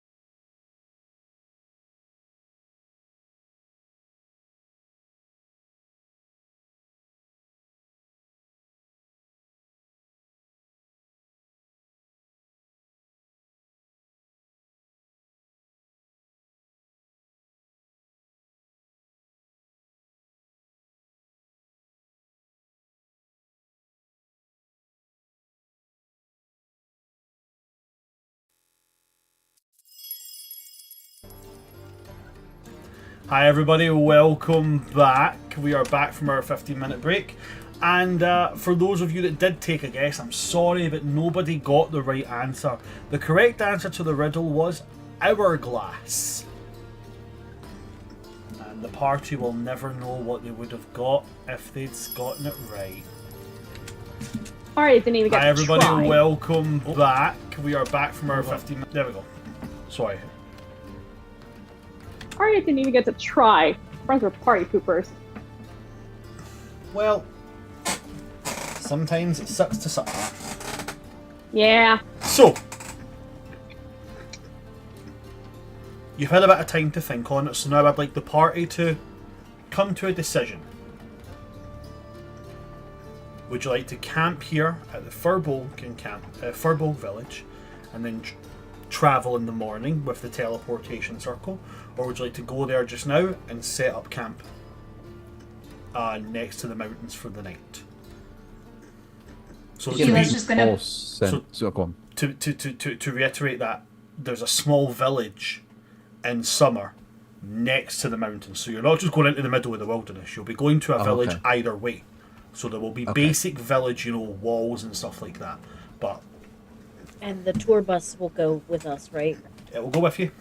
Yes. As much as it would be nice to visit Barry and the Firbolgs again, I do want to try and make sure we get to the human party on time. I mean, I've got a performance to give, and I'm nothing if not a professional, but... So, I prefer to try and get going. What about you guys? I know, Kieran, you said you wanted to take a quick stop. That's what we talked about, but... Karen, and what I'm going to do is going to take me 5 minutes, so... Oh, okay then. What do you guys think then? I don't have a preference either way, I believe. I'm just saying we didn't have a great experience the last time we were in mountains. True, but if I recall correctly, those mountains, from the new maps I got from the Lord of Twilight, they're not just filled with a bunch of mine fairs and stuff like that anymore. They changed a bit. Brandon, would they be the same mountains that had running through it just dwarves? That I remember reading. So you know the word dwarf now, but you don't know what a dwarf is. Right, All but you to know is Arya's that mind, it's all you know is that the relative maps that dwarven kind. yes, the maps that Arya has come into possession of do mention that dwarves have started to set up root in this place. You don't know what they are though, you don't know anything about them other than that they are called dwarves and they have the capability somehow to tunnel through mountains. Yeah. This is still the mountain range where you guys had a pretty horrible experience with mind flayers, so... Yeah. But Arya's thinking is, if something is there other than mind flayers, I mean, something had to be able to, in the last 600 years, be able to live there and not just get killed out by the mind flayers. So, and if it's spelled of dwarven kind, maybe they're kind. Well, maybe it's better. To be fair on that one, you guys did kind of get rid of the mind flayers there. Right. So Arya's thinking is maybe it's different now in the last 600 years. If something can if a race can settle there, maybe it's safer. Ash, what about you? You've look like you've got something to say on the matter. Just So if Arya was voicing that, she'd be like, "You're really going to bet our lives that they just happen to be good." I'm not saying that they're going to be good or bad. I'm just saying that if an entire race can settle there now, then at least it'll be somewhat safer than it was before. And we'll be prepared because we know something is there, other than the Mind Flayers beast. Mind flayers were an entire species and race. That's settled there. Look, I'm trying to be optimistic. I'm trying to make sure that I get to my performance on time. I'm trying to be professional, and we do also have a mission from Oberon. That's all I'm saying. If we can get to the party on time, that's what I care about. Either way, we're going to have to go there. It's just whether or not we want to sleep there. Well, there's a summer settlement there, so at the very least, we can pitch there instead of being right by the entrance or inside the mountains where we sleep. As a man from summer, I will say I am missing a little bit of home. And I would prefer it over... Kind of looks around at the Firbolg village just ahead. I'm more used to summer than I am autumn Well, this is spring, but or spring. But Murphy, what do you think? either way, I listen. Both times I was in these two villages last were bad, so I don't care either way. see, let's not Personally- forget there was a giant scourge just outside this Firbolg village. It's not exactly safe Well, either. the last time I slept here, I had Kessleys come running out of the woods screaming. After you guys took a 600-year nap, and my house got pretty fucked up. And then, the last time I was near those mountains, I lost half of my caravan. I had to kill my own captain. And I met you guys, so... Oh, and I almost got sacrificed to a snake god. Yeah, so... Yeah, we almost got sacrificed. So fond memories. Yeah, totally. So... Trauma all wherever- around, but I'm just optimistic is all. And I just care about getting to the human posse on time, but majority votes? I will say, I think if Elian is homesick a little bit, I think it's the least we can do. He's done No. a lot of work No. for- This is a safer bet. I think sleeping here is safer. Besides, less trauma all around in this one than there is. I mean, for half of us, we were asleep. If anything, this place is a monument of rest. That's true. I mean, I didn't get to remember any of it, but I don't want to make you feel uncomfortable. In the interest of keeping things impartial before it turns to the NPCs, Kiernan wants to stay, Kesselis wants to go, Kiki doesn't care. I think we should give you a night and stuff. You did a That's- lot of hard work in autumn. That's if the people haven't got word that I'm exiled and I'm not chased out of town. I mean, Well, then I'm we'll kill disowned, so we both. Disowned and not allowed in are two very different things. Maybe things can be better. I'm trying to be optimistic as well. I think we stay here, right? It's known. It's safer. So we've got one for each side then. Technically two for each side, including the NPCs. No, Reverie doesn't care. She was just saying, if Elian, if that's what Elian wants, it would be the respectable thing. He doesn't ask for much. Okay, so then in that case we've got two for I don't care. One for staying here. Two for staying here, sorry. One for going. Arya, what about you? You're wanting to go to Summer. I think it's more she wants to get to the party of the performance on time, but she would care more about her friends feeling comfortable and whatever would make them happy. And as long as we eventually get there, she is curious, but she'd go with majority vote. If punctuality is your concern, I'm sure Sheila and I will move heaven and earth to be, if nothing else, punctual. Yeah, That's true. Although many- fashionably late is a choice. Not when many- you're performing. days till the party. Tomorrow, as in the morning after whatever rest you take, there will be one 24-hour period left to get there. The last time you travelled through the mountains, through them, it took roughly 12 hours. Going up and over took a couple of days. Ugh. And would teleporting circumvents will we have to go up and over or through still? We Well, still as have to it- travel. If somebody through them. has a way to teleport over the mountains already, then that will shave easily at most half a day. Sorry, at most 3 days, at least half a day. off of your journey. If somebody's able to somehow, if somebody's got like, travel through trees or something where you can just go, oh, remember that palm tree in that oasis in the middle of the desert? I remember that. Boom, they can go there. Or if somebody's got the ability to teleport. But the only reason that Kessleys can get here is because Kessleys had, from the university, a working knowledge of already established teleportation circles. Mm-hmm. I gotta learn that spell. So either way, we'd still need to travel through or over the mountains. Through is decisively shorter, albeit with more risks. Going over, bar making checks for cold weather, it's fairly simple. But we'd be late. But we might have... I don't like that idea. Then through it is. And then if we went through, we would theoretically be on time. So you know that somebody is meeting you on the other side of the faraway mountains. Oh, we're calm. If we spend the night here, go there in the morning, make the way through, then we have a day and a half, and he'll be taking us there anyway.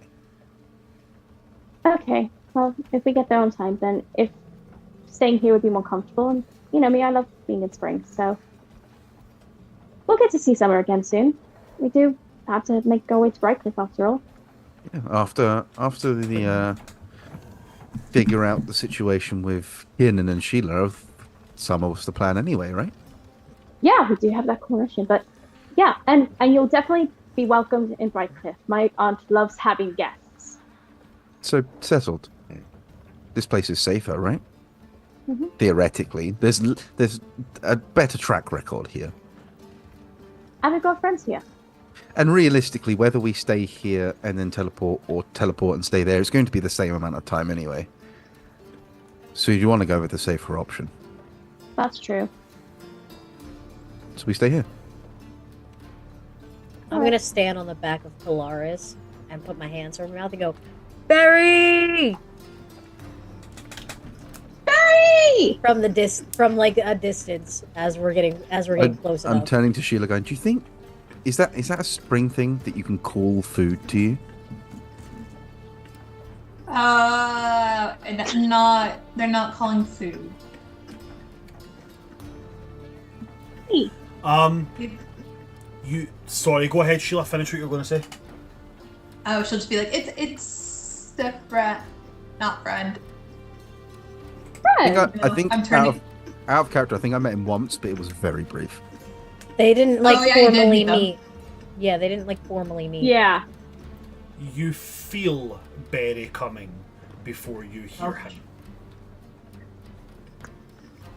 As from the edge of the forest, you can see trees start to shake, and you just see a bunch of the Firbolgs all kind of like, Berry alert! Berry alert! And like they all just start running as this large teal with purple tufts of hair creature barrels out of the trees. This creature is very strange looking.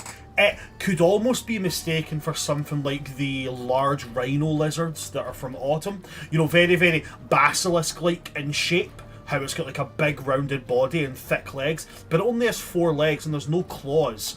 If anything, they look more like really, really hard toenails. But on very, very flat, round feet. It's got a short little tail, kind of like a cow's. And it has this huge head with these massive ears. And this big, long nose. And next to the nose it has these 2 long white tusks. And as it charges out, it makes like a trumpeting noise. Your friend is a mythical creature. If I had to make my best attempt at the noise, it'd be something like... He doesn't pick up Are on these the like the microphone. Are these like They're not? No. Are these like the mammoths we saw? Like not a mammoth. Arya's connection. Not a mammoth. But similar? Berry's not high enough level to wild shape into a mammoth yet, otherwise it would have been a mammoth. It's an I'm elephant! taking off. Well, Arya wouldn't know that. I'm taking off towards him. Full speed. Me too. So yeah, Elion and Sheila, this is what you guys see, and as Reverie and Arya take off. Aelion, you watch as this blue thing starts and like, you know, shrink down in size until eventually it's just a very tall, like taller than Kiki, because I think canonically right now, out of all the people you've met, oh no, wait, no, what do you call it? Hilda, the frost giant, is technically the tallest NPC you've met, friendly NPC you've met. But Berry is like the second tallest. He's closing in on 9 foot tall. Firbolgs are related to giants, so much taller. And he kind of just stops, like puts his arms out and grabs Reverie and Arya in a hug. And he's just like, "Where the hell have you been? I've been like the stuff that has happened here. You will not believe. There's like weird trees that have sprouted up in the forest. I don't know what they are, and things grow on the way." Hi Sheila. The things grow on them and they're weird, and you eat them and they taste good. But then some things you bite into and you're like, that does not taste good. But then if you peel them, they taste good. But don't eat the peel. The peel is bad. It's really nasty. It's really. Are you talking about a banana? No. I know how to eat bananas. I was an elephant a minute ago. Oh, that's what you were. I wasn't sure what that animal was called. Have you never seen an elephant? Really cool.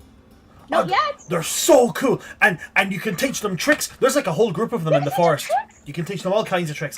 And he's going to look at Reverie and he's going to go, and I found this thing, by the way, and I think you should try it because it's really cool and it tastes really weird. It's really nice. Did you know that bananas are technically a berry and strawberries aren't a berry? I did know that. I also found out. Did you know that tomatoes are actually fruit? Right, because of the seeds. Yeah. Who knew?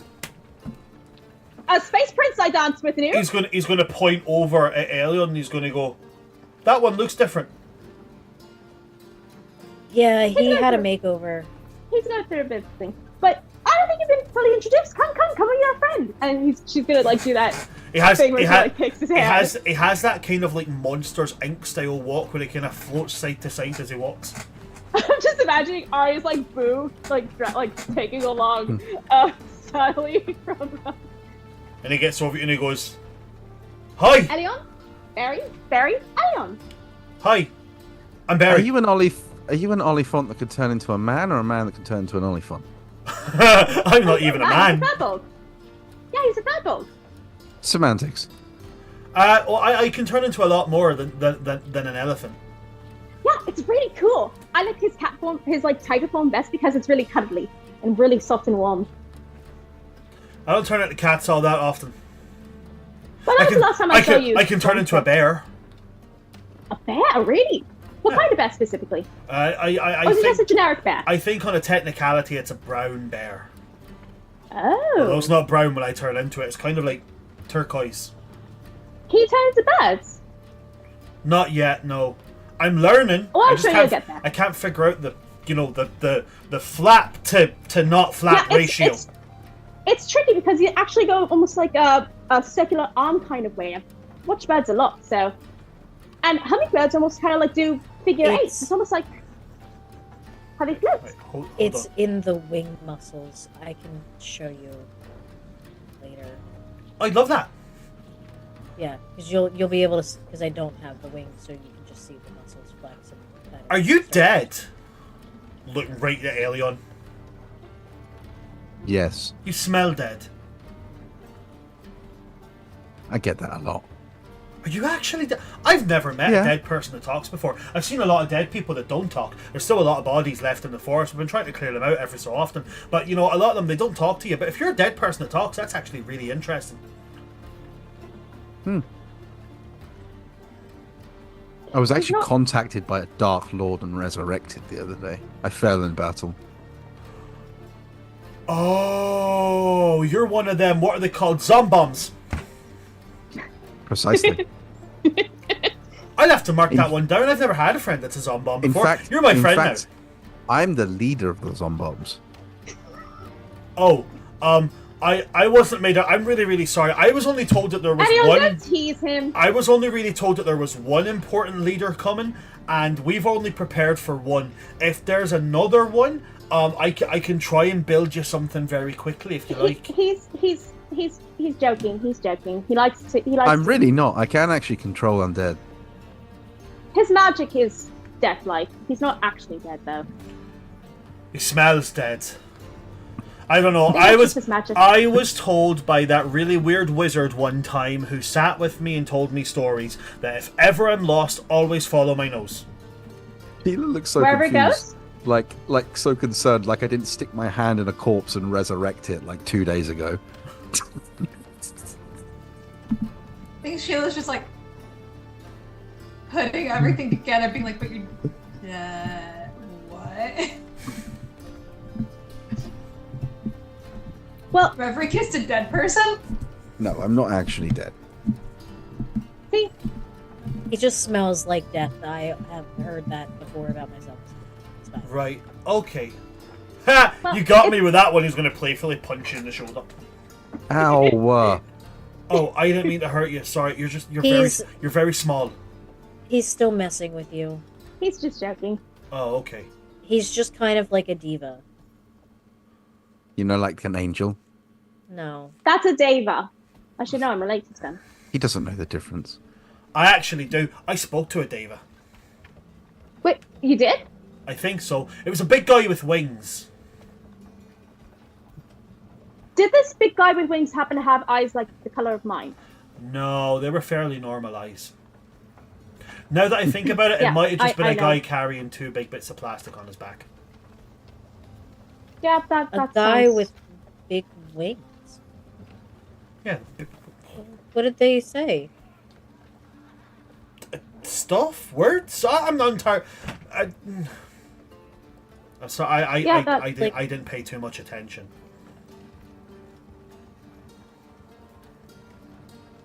Well, anyways, it's really great to see you, and I'm excited to see what's been going on in spring, since things have started to get a bit better.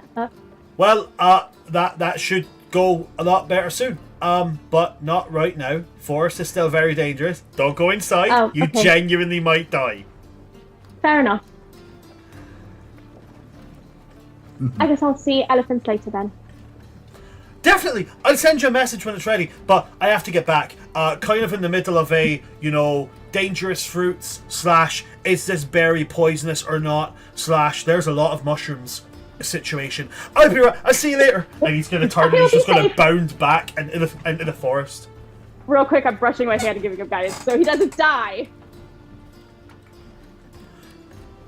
So now it's just anything that you guys want to do until going down into your long rest. Almost. That tracks.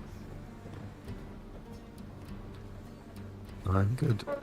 I am gonna find a quiet place and work out again. Yeah. Okay, Kernan is going to walk away towards the edge of the forest at one point. Because that's, he said he was going to do that when you got here, but again, that's only a 5-10 minute thing. Kesslis doesn't do anything. Kiki will go and work out with Reverie again.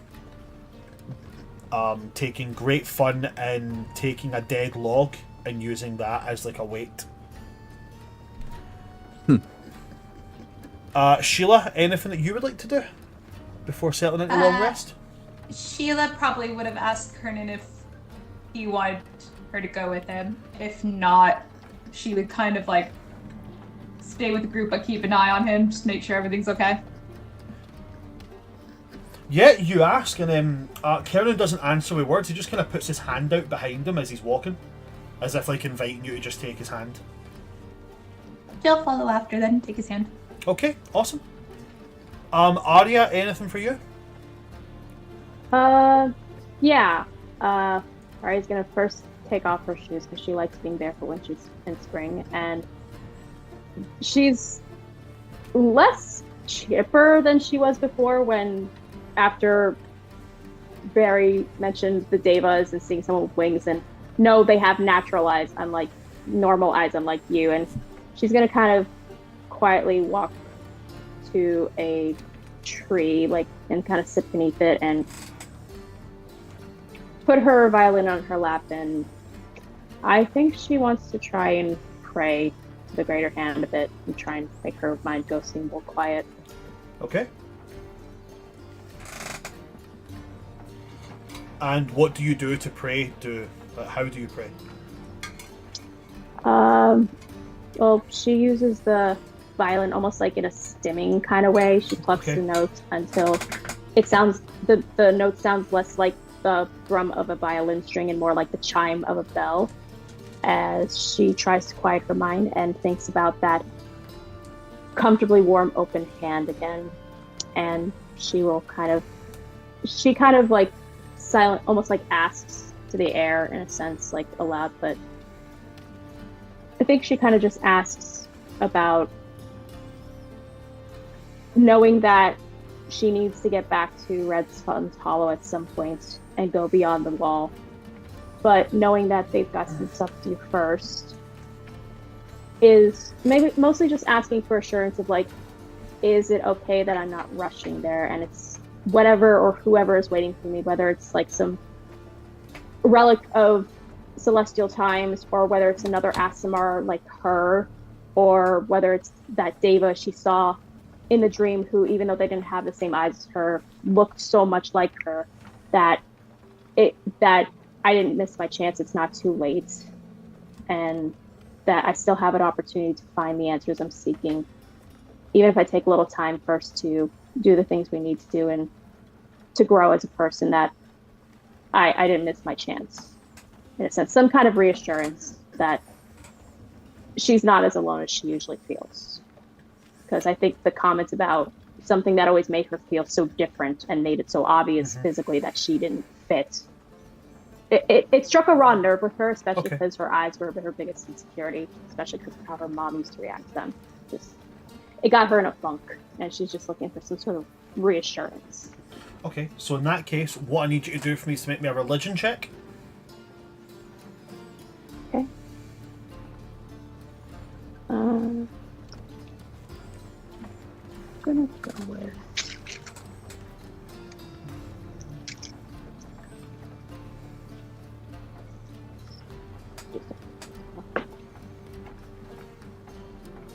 Okay, that's 16 plus. 16 plus religion. You said 2, so 18 total. On that, give me a D100 roll, please. Okay. Was not expecting that. Bismillah. That one's cocked. Okay, that's a 47.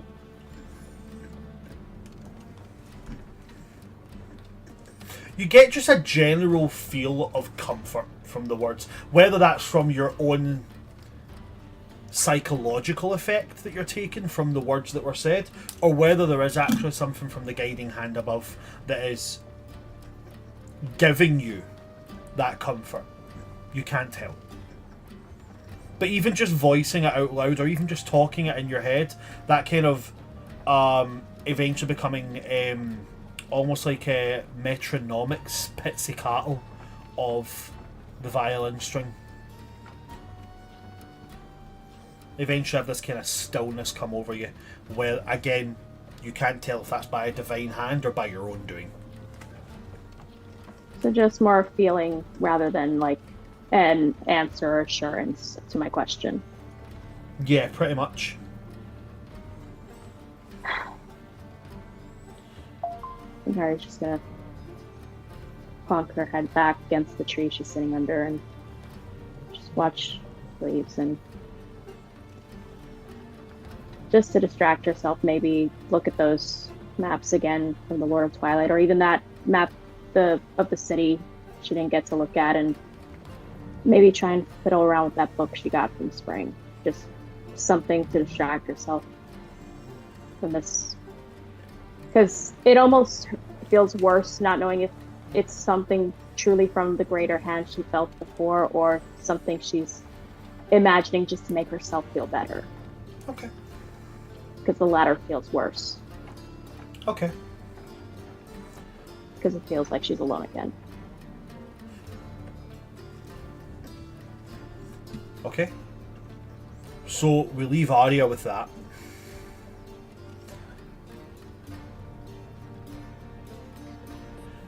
Is there anything you would do after that, or is that just you until you go back to long rest? Yeah, just identifying this stuff and trying to make heads or tails of the book and maybe find a way to open it. Just What are something to you? distract Remind me, yourself. what are you casting Identify on?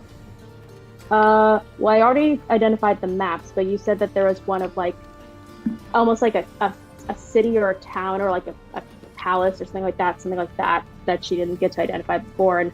And you said that there was something about the book where it's like you have to figure out how to open it and you get something from it, even though it showed her like the clover in the glass. So like just a little thing to puzzle out, a fun distraction in a sense.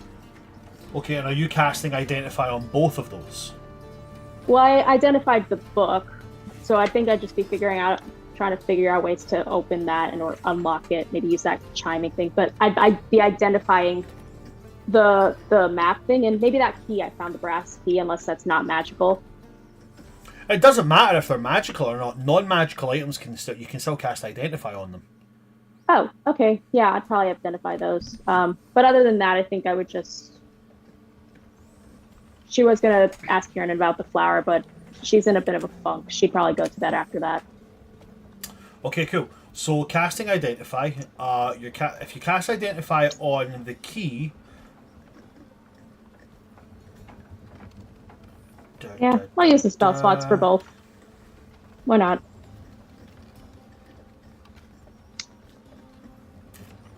The key and Okay, the key. map. The key unlocks a door. Obvious. Well, I guess not obviously, because it could also unlock like a chest or something. The key unlocks a door. Specifically, the key unlocks a door inside a abandoned passage in an old underground location in Summer. This location can be found in the capital city of Summer, which I have the name of. If you bear with me just a little moment, I'm going to jump all the way back. It unlocks a door inside an underground passage An underground passage. located in Summer in the capital city. Just trying to make this in my notes right.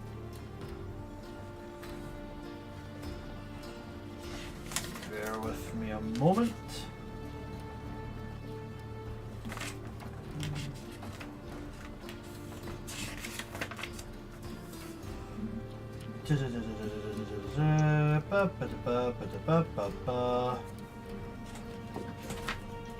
Oh, where did I write the capitals names? I named them, then wrote them somewhere. Now I can't remember. Is it on the map? No, it is not. I actually now remember where they are. They're in the back of this notebook.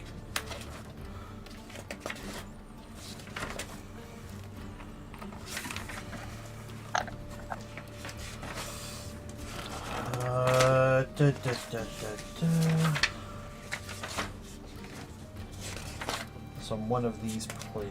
Nope, fuck off.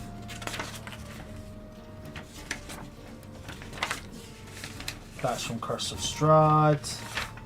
Here we are.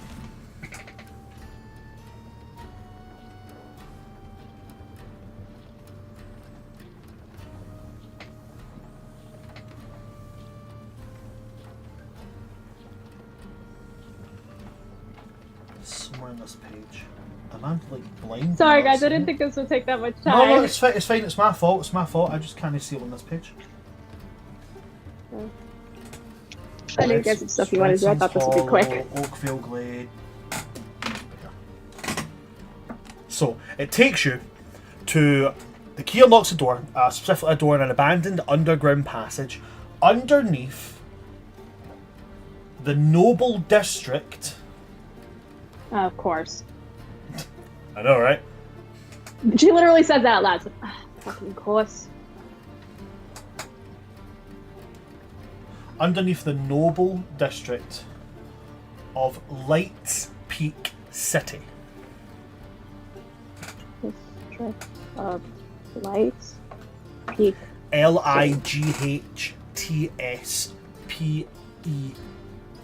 P-E-A-K. I've spelt that wrong, sorry. As in the peak, like the pinnacle of something.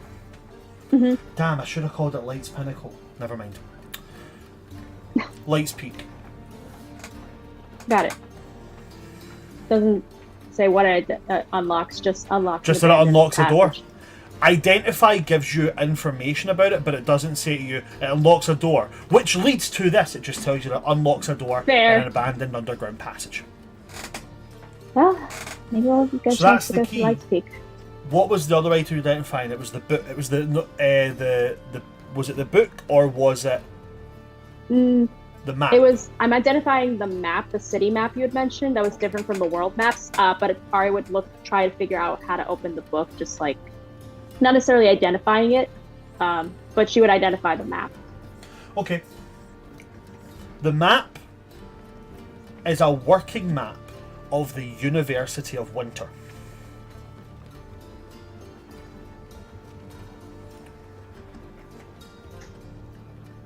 Have you got that part? Yep. Right, okay. However, the date on this map is not correct. What would the date be? The date apparently is from 3,000 years in the future. The future? Yep, 3,000 years in the future. in the future. How would the Lord of Lies have something like? Why would?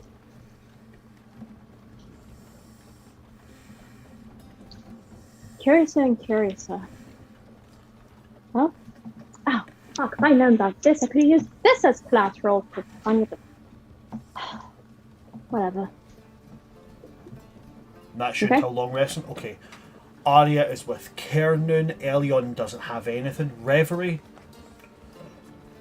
Do you have anything you would like to do before long resting? Yeah, just real quick, when I, after I'm done working out, I'm gonna go over, I'm gonna look for, like, a really nice rock on the ground. Like a black rock. Or a white specific. Okay. Lots and lots of rocks and pebblage around this place. Okay. And then I am going to find a dark kind of corner, and I'm gonna kneel down and hold the rock in my hands, and do like her nightly stuff with the Raven Queen. Okay. Trying to get like the rock to turn into like a little teeny tiny shrine thing for all the dead here in spring.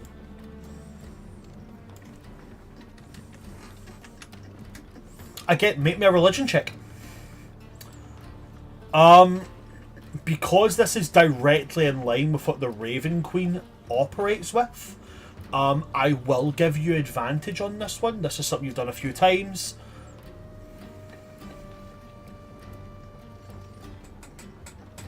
With advantage, 20. 20.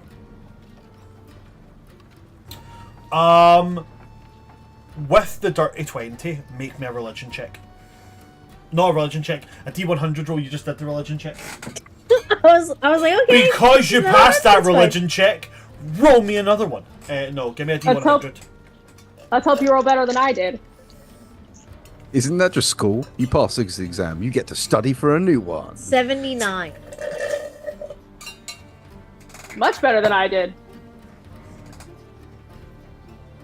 On a 79, there is the fluttering of raven's wings behind you. And the matron's voice will speak.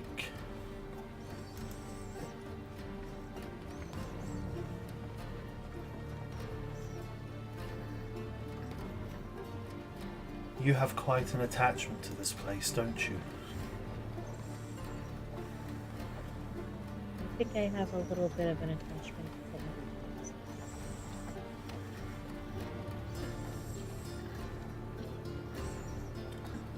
Many lost their lives here. Many more still.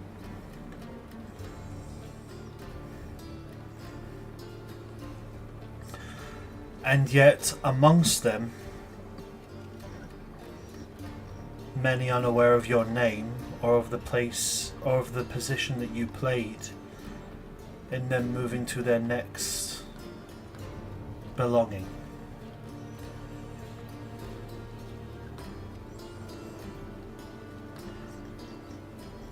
Yet here you are, orchestrating a memoriam for those who you did not know to begin with in order to remember.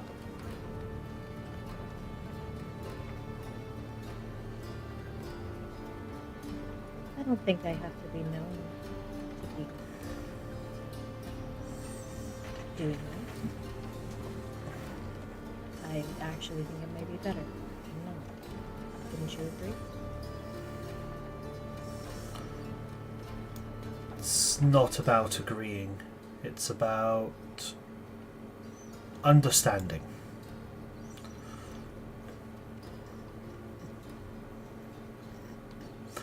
I understand that you have gained the attention of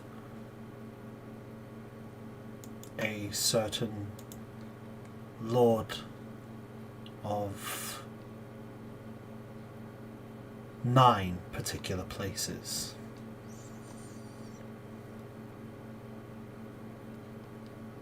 I have. Do you intend to entice his further attentions?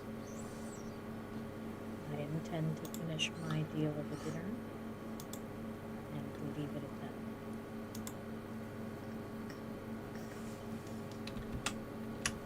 Very well. I assume his attentions are more along the lines of a child than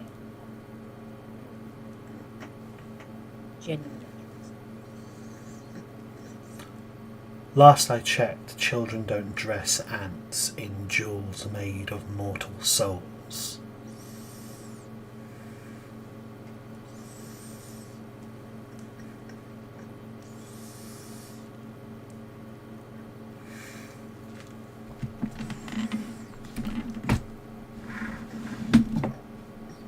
I have no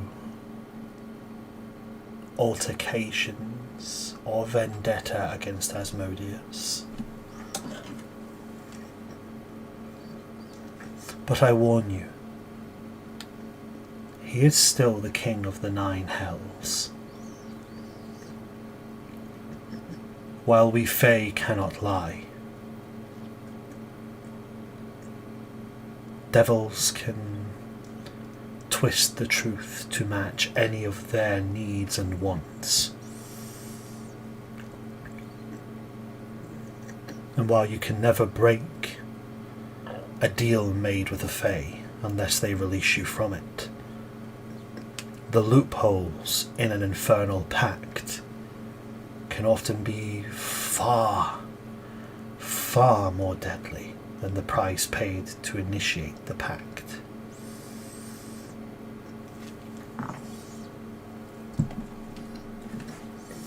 What I come to discuss is someone that he mentioned to you, Orcus.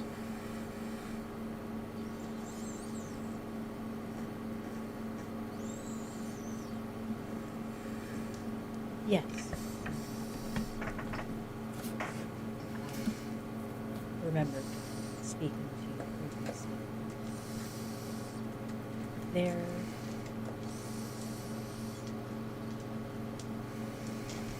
what's the correct word?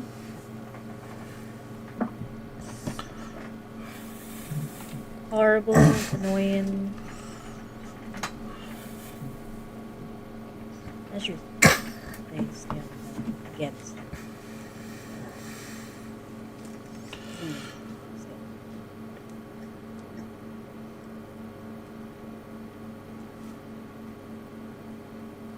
Orcus has worshippers upon this mortal plane that you call home. His worshippers actively encourage death to claim them so they can rise in undeath as eternal servants to him, directly opposing the law of the circle of life and death.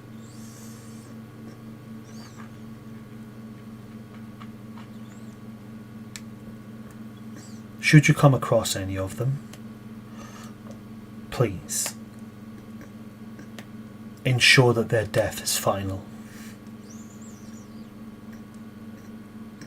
I can do that. I will be sending someone to meet with you soon. Another follower I have gained.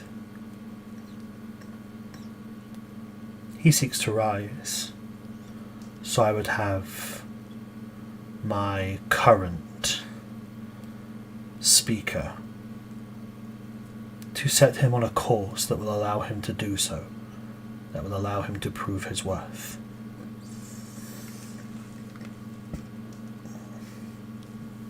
And what course do you wish him to take?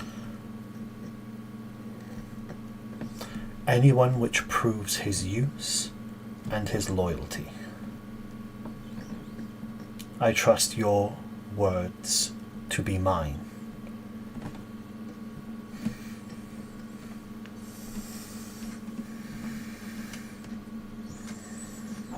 Very well.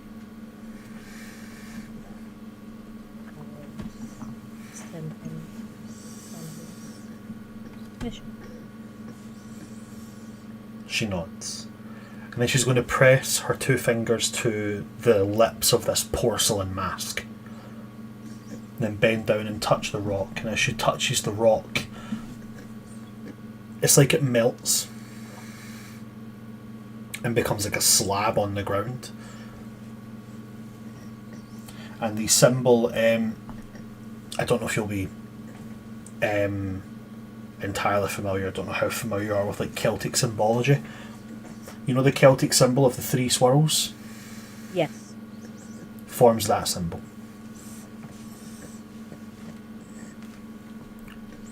Before you go, for thy mission over your stolen item, does it reside on this plane or in the Fae? It resides in the palace of the Summer King. Okay.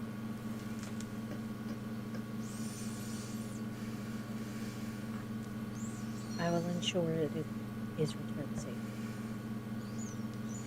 I trust that you will. I am pleased to have a servant such as yourself.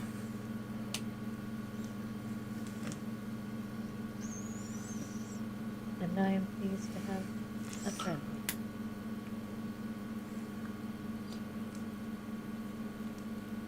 A word of warning to you.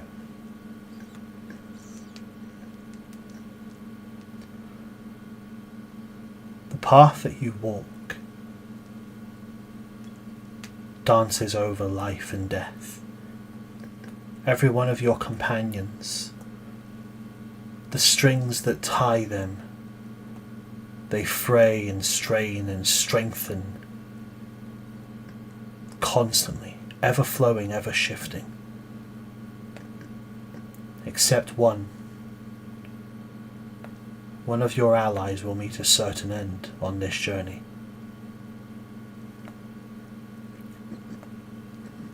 An end I will have no say over.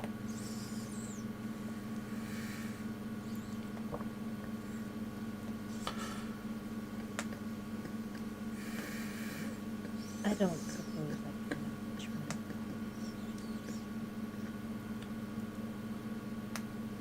I will tell you if you truly wish to know. But do you wish to carry the weight of knowing that someone close to you will fall, and there is nothing that you can do to stop it? She thinks for a moment before she slowly nods. I think it would be best to appreciate the time that Okay. So again, above table, you're going to gain knowledge that you cannot share with anyone, as abiding by the Raven Queen's rules. Only her chosen are allowed to know the inner workings of life and death. And you will know that should you interfere with this death, as it breaks the cycle and breaks the rules, it will cause much worse calamities to befall if you intervene. Yes. The Raven Queen looks back towards the group.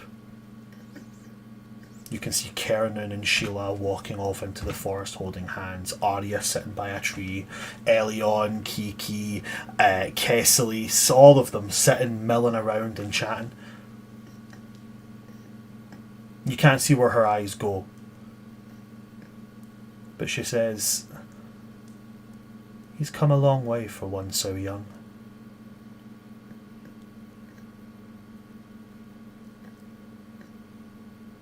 He has.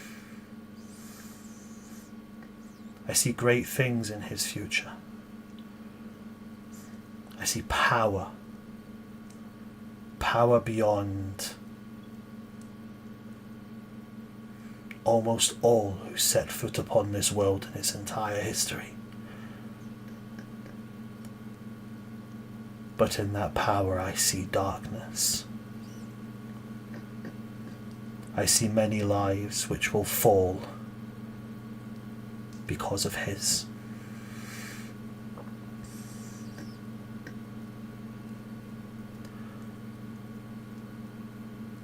Kesselis Wintergrass will not see the end of this path.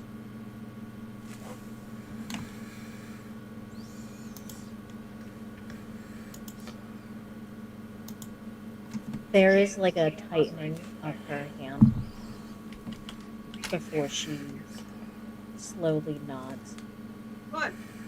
and goes, "Then I will make sure what time I have is the best I can."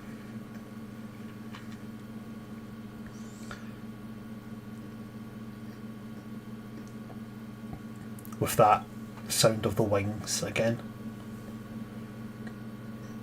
as the Raven Queen will disappear. I reach down and run my fingers along the stone. Okay.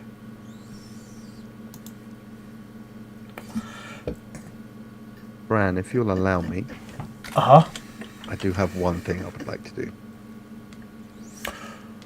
Okay. Sheila, are you okay with waiting for the you and Kernan thing?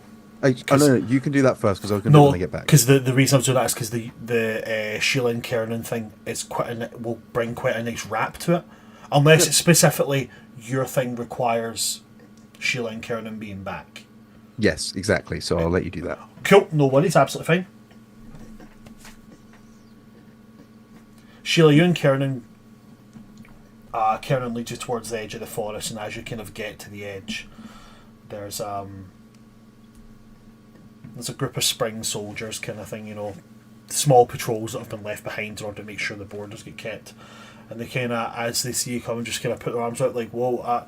Unfortunately, we can't let anybody step in there. It's still very dangerous. Lots of, elemental beings and such still running rampant." And then one of them's going to give this guy an elbow in the ribs and be like, Is it? I'm sorry. I didn't know. I mean, it's yours. You. Sorry about that, Your Grace, Majesty. I don't know. What are we supposed to say? I don't know. Carolyn's just going to kind of very red in the face, like, just call me Kernan. That's fine. And they kind of utter apologies again and move off. And as they move off, Kernan's just going to kind of curse under his breath and be like, am I ever going to get used to that? No, but we might have to agree on a specific title that you actually don't mind. What if they just call you the title and they just call me Kernan? That sounds good to me. I'm afraid that's not gonna be how it works, likely.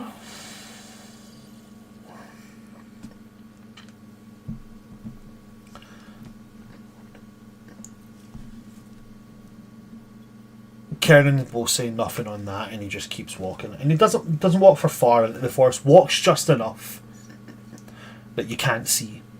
You know, just enough that the trees kind of cover up being able to see outside them. So you're talking maybe 2 or 3 minutes, and yeah. And he stops next to the trunk of like a big oak tree. And he kind of puts his hand out, goes to touch it, then stops.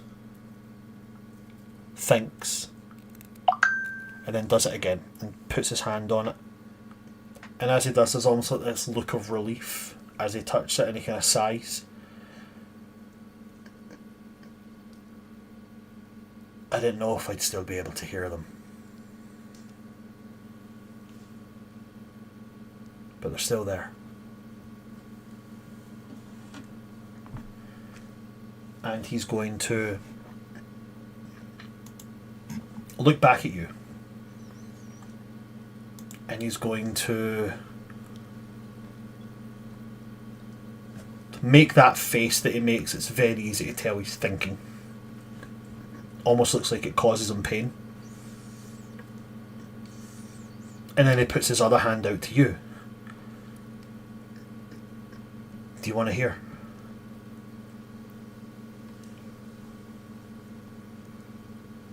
Color me intrigued. She'll take his hand. Okay. So you take his hand. And as you take his hand and he reaches out with the hand that was previously just touching the tree, and he places his hand back on it, and then he concentrates and he tries to expand this telepathic capability that he has suddenly manifested ever since he swung an axe into that tree, into the Upaz tree in the centre of the Vardenvale. And for a couple of seconds there's just the sound of the wind blowing through the trees. And then you hear it. It's really slight at first. And then there's almost like a complete absence of sound.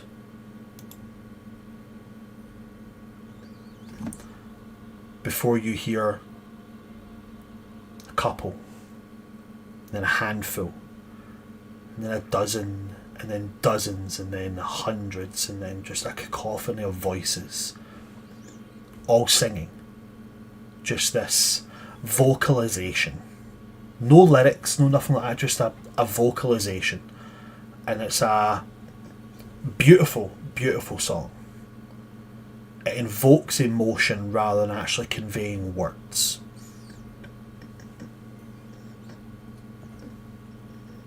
And I'll let you make an insight check.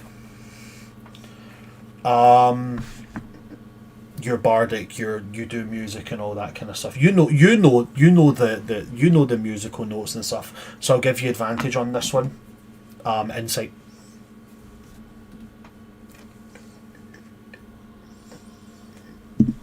26. 26. It's mostly positive. It feels and fills you with this sense of like joy, togetherness, that kind of thing. But there's an underlying, almost like minor edge to it, which seems to represent like, you know, not loss or like deep-rooted sorrow, but more like the kind of sadness you feel when you miss someone that you love, that you care about. It kind of confirms what Kernan has theorised for a little bit. He can't use the word theorised, but that's what he's doing. And it's that the voices that he can hear when he's near the trees, when any wood elf touches these trees, as he can hear the souls, the spirits of those who belong to spring. They are now part of the forest. The forest is now as much a living entity as any other creature with a soul is. And that's what you can hear. You can literally hear the soul of this forest singing.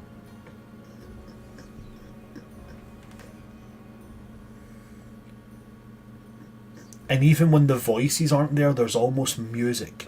It's as if being in this telepathic space with this forest, the creaking of branches are their own form of percussion. The wind through the trees is their own form of woodwinds, and the way that animals and creatures interact forms some kind of strangely chaotic string accompaniment. It's everything falls into a steady beat of being one united voice and orchestra.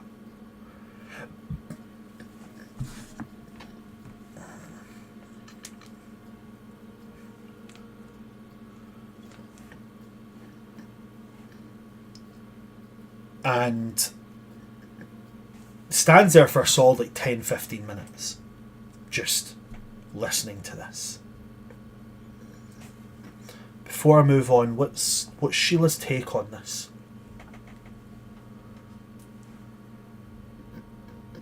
From the point of view of a very non-emotion, or what, I won't say non-emotional, because Sheila is emotional.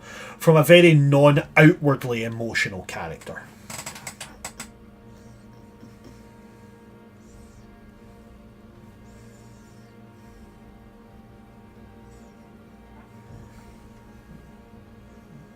I think it would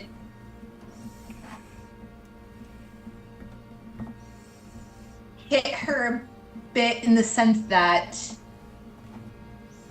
kind of like outdoors is not necessarily something she particularly likes. Of course. So it's one of those things of almost seeing it in a different lens and all of a sudden having her eyes open to the beauty. Okay.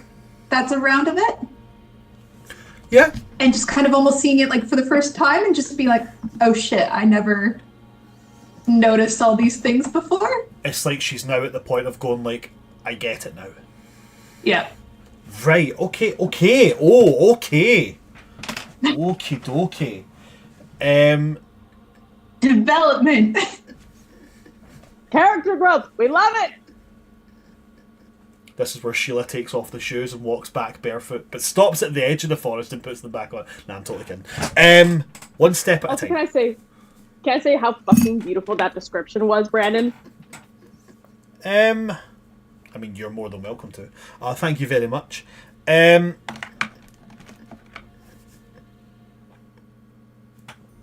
Kernan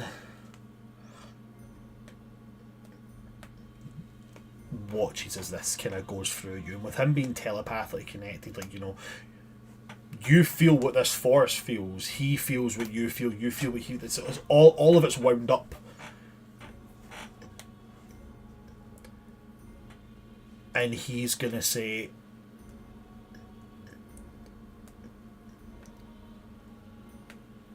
I've been really worried about this whole king and queen thing.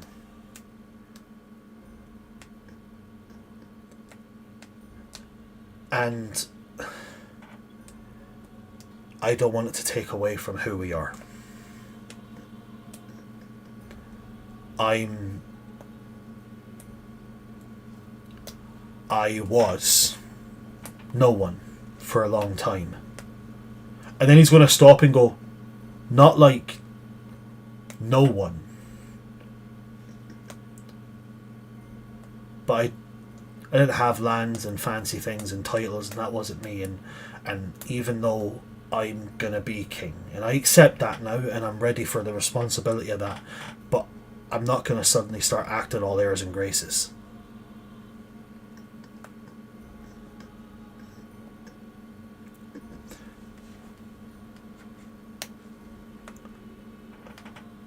And I don't want you to suddenly start thinking that you have to be all springtime and stuff just because you're going to be in charge of here.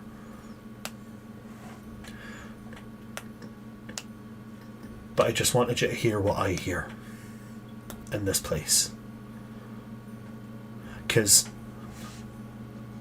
I don't like lies. I've never lied to you. And I don't ever intend to.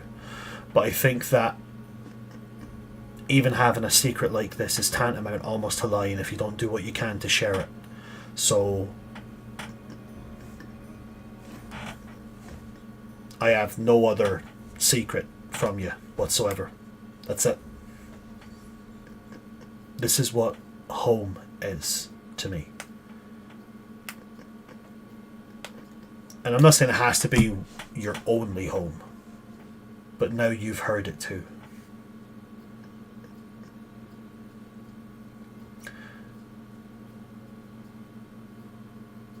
So the next time we come back here, we're not going to spring. We're coming home.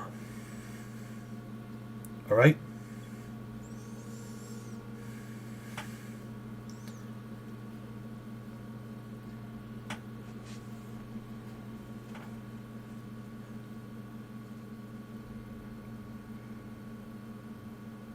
I promise to love it as my own as I've loved you.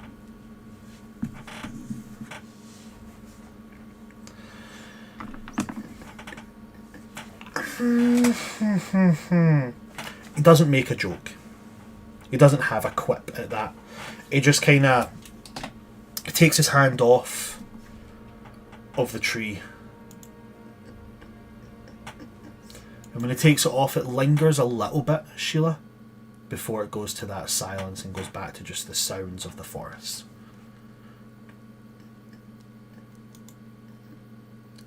He takes his hand back and he takes both of your hands in his.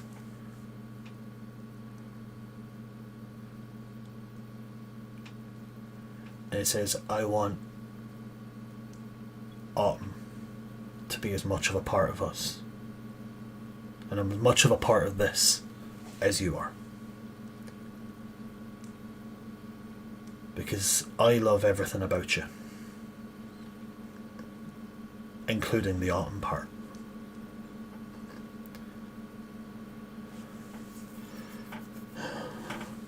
And then he's going to take off his necklace. The necklace that has the small family crest of his. And he's going to kind of wrap it up a little bit. Like, not wrapping it around anything. More just wrapping the string of the necklace up. So it's not just flailing all over the place. And then he bends down and he scoops out a bit of the dirt. Puts the necklace in it and buries it at the base of the tree. Then he puts his hand on it and he'll cast Druidcraft. And he just creates like a small lavender sprig. Which is like the spring eladrin kind of flower that symbolises death. And as that grows, he stands back up and he says, I'll speak to you soon, Granny. Tenses up his jaw and just kind of nods as if, yep, that's plenty. That's all that need to be said. Then he'll turn back to you and go to offer you his hand and then realise there's dirt and then kind of like, oh. And then just like wipe the dirt off his hand. Leaves a big like dirt smear on these like trews that he has and then puts his hand back out. She'll take it. And unless there's anything else you would like to do, Sheila, he's just going to begin making his way back. I feel like just as they're walking back, just to kind of lighten up the air again, she'll be like, you know you're going to have to meet my family at some point, eh? That gets a very audible gulp from him. And he's like, but your dad's like famous. Yeah, and you didn't ask for my hand. But why would I ask for your hand? I don't want to cut your hand off. Hand in marriage. I'm supposed to ask for that. But I did. I asked you. Well, actually, technically, you asked me. But like, Yeah, good luck telling him that. is this gonna be a thing now? Like, is Likely. Oh, and like 2 brothers as well. Have fun with that. this isn't fair? I don't have any family. I met your granny. She loved me. Yeah, but she's not here to back me up now. Unless we bring your family here, at which point, technically, all of the forest will apparently back me up. If you think that is fair grounds. Rever's like, I'll fucking do it. Just everybody squaring up with weapons, just like, hey, Kiernan, this is my dad. Oh, so you're the bastard, are you? And just everybody like, listen, I'll fuck it. I'll get him. I'll get him. So Kiernan, paler somehow than he has ever been, starts contemplating how he's supposed to meet his future in-laws as you guys make your way back to camp. And as you will get to camp, that brings us snugly back to Elion. Elion, you had something you want to do when everybody was back. I will kind of catch Sheila and Kiernan heading back. Give like a very sarcastic bow, my liege. He's like, I will kick you in between the legs with incredible force. Sheila, can I steal your boyfriend for a moment? Sure. Or should I say, fiance? Why would you say that? Oh, Is that like an insult? Because I can have him beheaded. I mean, we can behead him later, but not this time. Okay. You'll have to tell me what that word means, though, because I have no idea what that word means. Betrothed. Oh, right. Okay. Why didn't you just say that? I mean, okay. And he'll kind of lean over, give you a kiss on the forehead, and then he'll turn to go with Elion. Kiernan, Elion. we discussed before the importance of coming clean with people, right?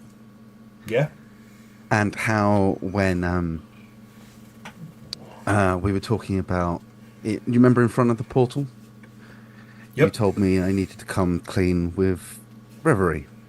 Yes.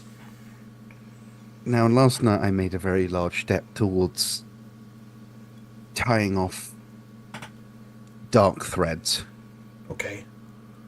and I want to have a clean slate. Okay. Do you think this is an appropriate time, or would you wait until a better one?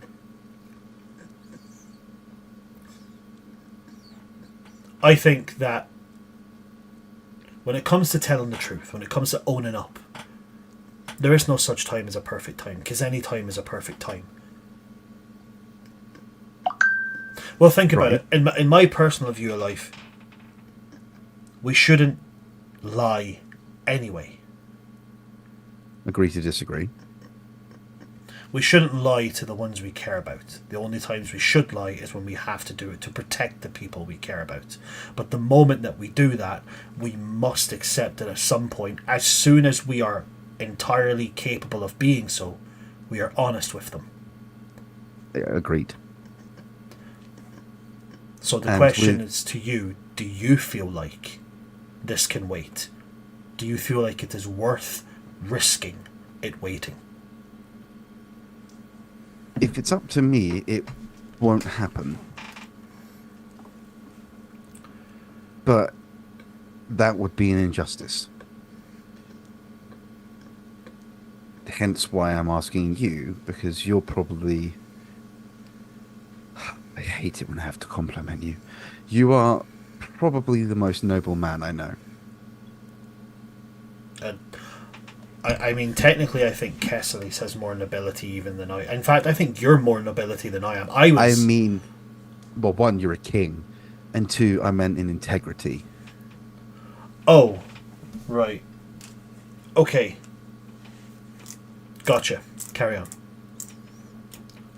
So I'm deferring to your infinite wisdom in the ways of justice and humanity and people and such. I don't think. Look, I'm good at manipulating people and giving them what they want to hear. I don't know what they need to hear.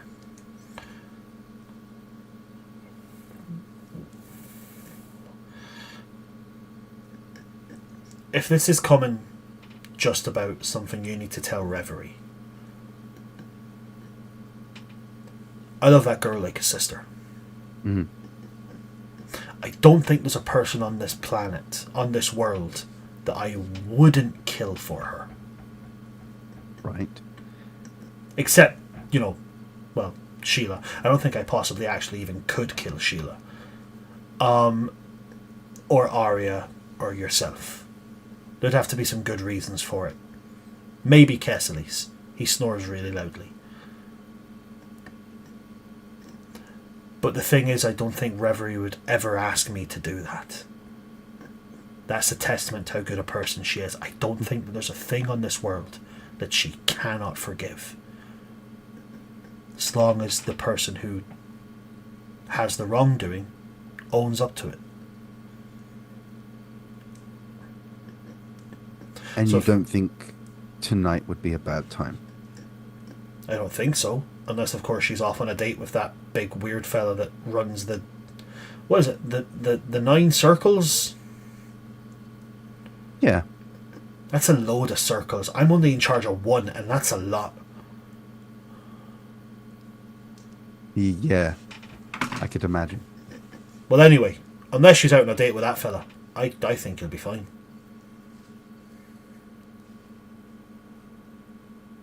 Okay. Okay. Anything else? Prayer of success? I don't know who I actually pray to. I think the closest thing I pray to is, and he's going to point at the forest before he just goes, Lorax. trees, bless him to be good and not mess up.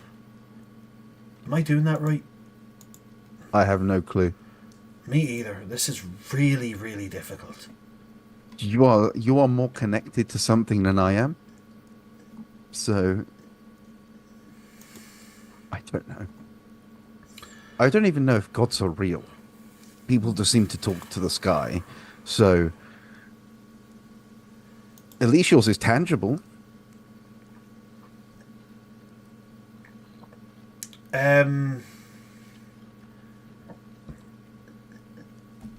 He's gonna put his hand on you and go, I hope it goes well.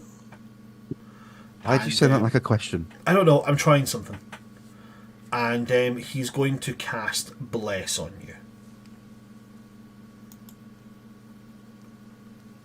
I oddly feel slightly better about that. Grand. Slightly. It's minuscule, but it is an improvement. Oh well. Better that than a boot in between the legs, isn't it? I don't know what you just said. It's better that you feel good rather than getting a kick directly in between the legs. See, why couldn't you just say that instead of saying it all springy? Because it's... Why don't you just talk less summary?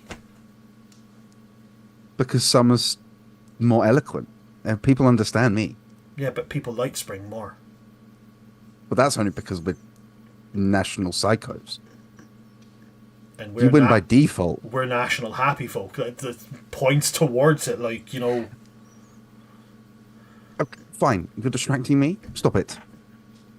I'm a man of focus. I'm a man of confidence.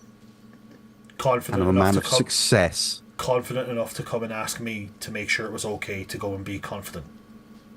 Confident enough to be vulnerable with you. Yes. Yes, you were certainly vulnerable behind all those walls. You know what? I did not come here to be slandered. Yeah, you came here for advice, and I gave you Yes. advice. You said none of it had to be given politely. Fair. Elion, Hmm. you're going to be fine. Mm-hmm. Of course I am. Look who you're talking to. No doubt. Now, go do it now, because I intend to go and, enjoy the time here with my wife before the next time we come back. and then we have to be all responsible and shit. Put a sock on the door. You honestly, who carries socks? And he's just gonna walk off. I kind of stand in the exact same spot, Right. turning everything over my head, Okay. and then I rush to wherever Reverie is staying. Reverie, are you easy to find? Yeah, 100%. Okay. Early on, it's easy to find Reverie. I'm just going to be very blunt. Are you in the mood for a very heavy conversation? Yeah, we can talk. Privately, Oh, okay, so like not in here. preferably not. Okay. I know just the place. Kiki's going to Sure. look at you, Reverie, and then go, I'll go distract Kessler's. Oh, yeah, thank you so much. He's going to go, oh, Kess, I think I saw Shiny Rock over here. Just walks over and, you see him do that whole thing where he grabs Kessler's and just, pushes him towards a place. I'm gonna like half my face out the door, watch until they're far enough away, grab Elian, and then lead him to where I spoke with the Raven Queen.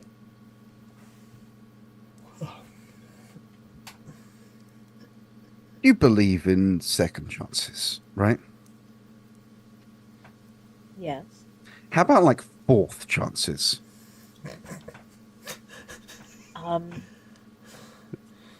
I believe that people can change, and I believe that sometimes change can be hard, and it takes a couple of tries to get it right. And you would agree that I am trying hard.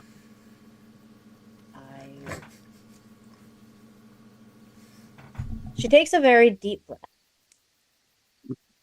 and then looks at Elian and goes, I believe you did a very difficult thing.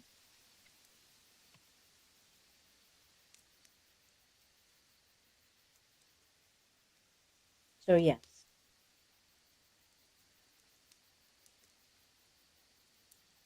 Back when, openly, I might preface, I was doing intelligence work for Summer.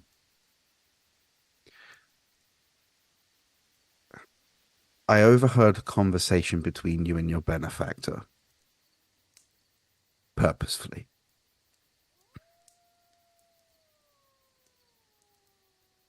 One pertaining to a very large standing mirror.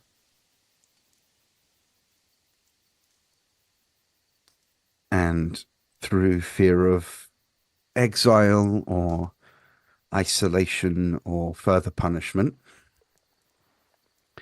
I did as I was instructed to do previously, and I relayed information as per my description.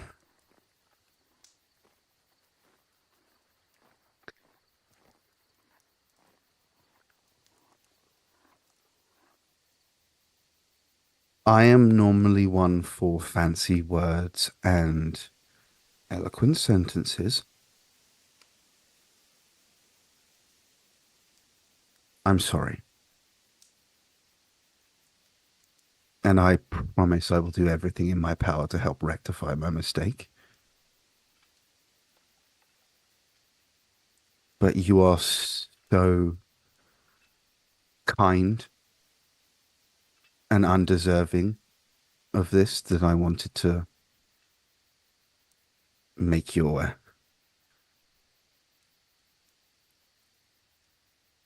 There is a tenseness to her legs,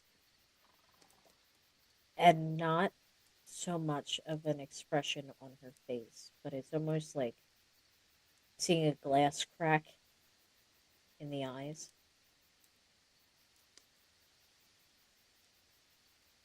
And then there's a very slow nod.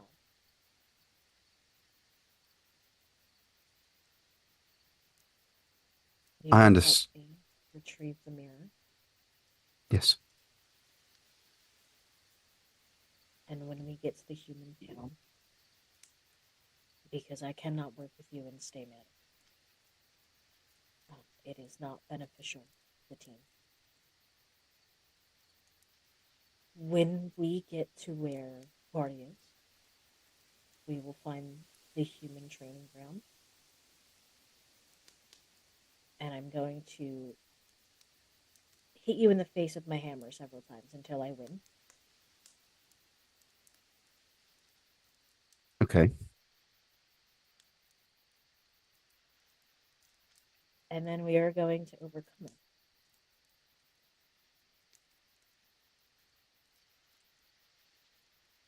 But if I find out you listen on my private conversations again, I cannot promise my reaction will be as kind as it currently is.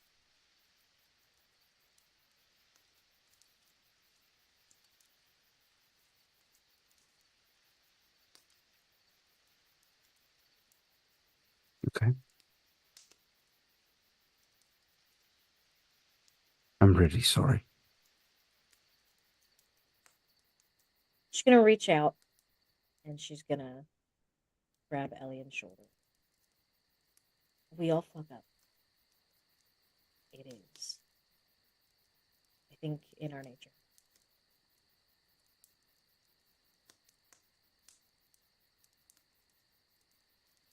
But I think a big part of living is learning to cherish what you have. And I think you are a good man, Elian.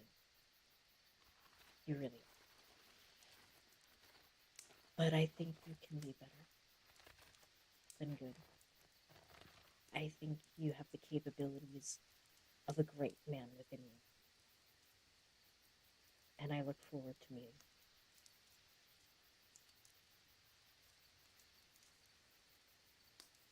Because I see it a little bit more every day.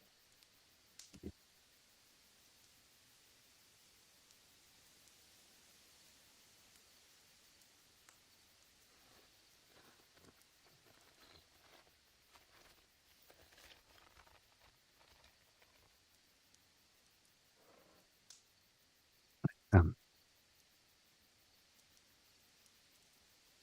I didn't mean to keep you. You can return to whatever you were doing. Okay. I think you want to take a walk? Me? No, the sky. Sure. Can you give me a minute, and I'll catch up with you. Yes. Just don't break this particular stone right here. It just got made like 25 minutes ago. Okay. Okay. I'm gonna head off a little bit. Before you go, Hmm. when you speak to your benefactor, do you speak into the air, or is there like an internal thing? Um, Sometimes out loud, sometimes just something in my heart, I guess. What a perfectly unhelpful answer. Thank you. Um, Her name is the Raven. If that helps I'm. you. I overheard. Out loud will help you, I think. I'll wait You'll for know her when to. she's there. I'll wait for her to leave. I leave. Look down at the symbol. I've wronged you. And don't get me wrong, I'm not looking for a commitment. But I'm going to bring you his head on a spike. That should atone me.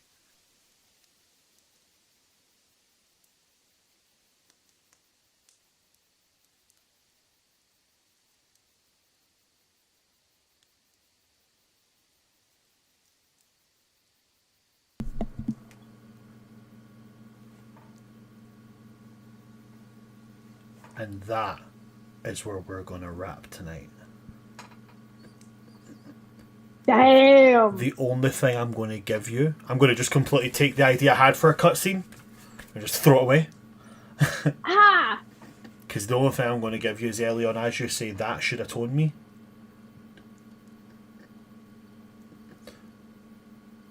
Maybe you feel it, maybe you don't. I'll leave that for you to decide. But a braid weaves itself into a part of your hair. And at the edge of that braid, at the end of it, there's a single raven's feather. That's all you're getting for that fucking phenomenal ending. Thank you very much to everybody that came to see us this week. And thank you for my amazing players as always. If you do like what you see here, folks, do hit that subscribe button on YouTube, hit that follow button on TikTok, hit the I don't know what other buttons there is, all the buttons on Twitch, please, and do go check out all of our social medias. We are trying to move away from that big horrible place that's ran by Elon Musk. So I'm going to be less active on our Twitter, but we do have a Blue Sky. So you can just, again, as always, at World Tree Quest, we managed to get really lucky and find World Tree Quest on everything. So if you go look us up on Blue Sky, we are there. I'm trying to get everybody that's following us on all of our other things to go over to Blue Sky, because that seems to be where everything's really kicking off right now, so go and check us out there. Immediately gonna make an account. All of our social medias are at World Tree Quest. You can find us anywhere with just by searching that. I don't have anything else to say, so I'm going to pass over to my players and allow them to plug themselves. So very quickly, everybody. Liz, is there anything you would like to plug at all? If you'd like to see my face and hear my lovely voice, which doesn't sound so lovely right now, too bad. This is really the only place you can do it. If you'd like to follow me on all social media, I have Patron of Chaos or Patron_of_Chaos. But I am exclusively with World Tree Quests as a player for the Forming and as the Archivist of Adam. Thank you very much for that. Harry, anything for you at all that you would like to plug?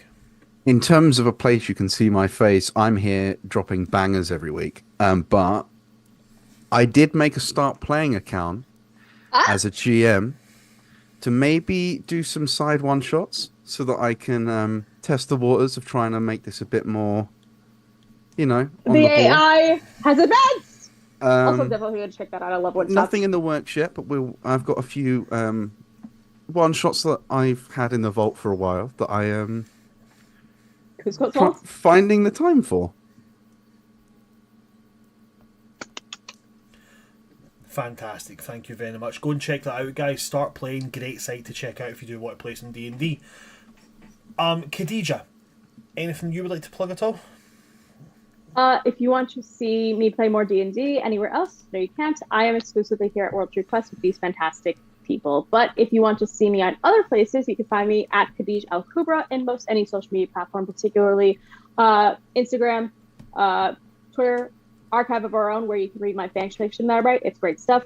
And mostly on TikTok, where I'm best known as the Book Dragon of the Bookworm Archive. If you like wholesome fantasy, cozy, kind of cosplay D&D stuff, as well as having really good book recommendations shoved down your throat, I'm the gal you go to. I'm kind of been on hiatus because I'm working on trying to get my own books written and published out there, but I've still got a lot of playlists, so you can check them out. There's really good stuff out there. Fantastic. Do go and check all that stuff out. And last and most certainly not least, our great and wonderful Ash. Anything you would like to plug at all? Absolutely nothing. If you want to find me on social media, though, you can find me at mostly on Ash Hard Music across most channels. Apart from that, if you want to watch me just hit on my DM constantly, you can only do that here. Yeah, great way to end that. Fantastic, smashing. That's it from my party. So that's it from me, and that's it from us. Thanks for coming to see today, folks. I've been your DM of Doom, Son of Asgard, or World Tree Quest here on Twitch, TikTok, and YouTube. And with me today, you have seen the fantastic and amazing cast that I have. We have had Patron of Chaos, we've had Khadij Al Kubra, we've had Just Harry, and we've had Ash Howard Music. From all of us here at World Tree Quest, good night, stay safe. It's not D&D if you're not egregiously hitting on your friends. And also, True. do not pull a finny. Good night, folks. Good night.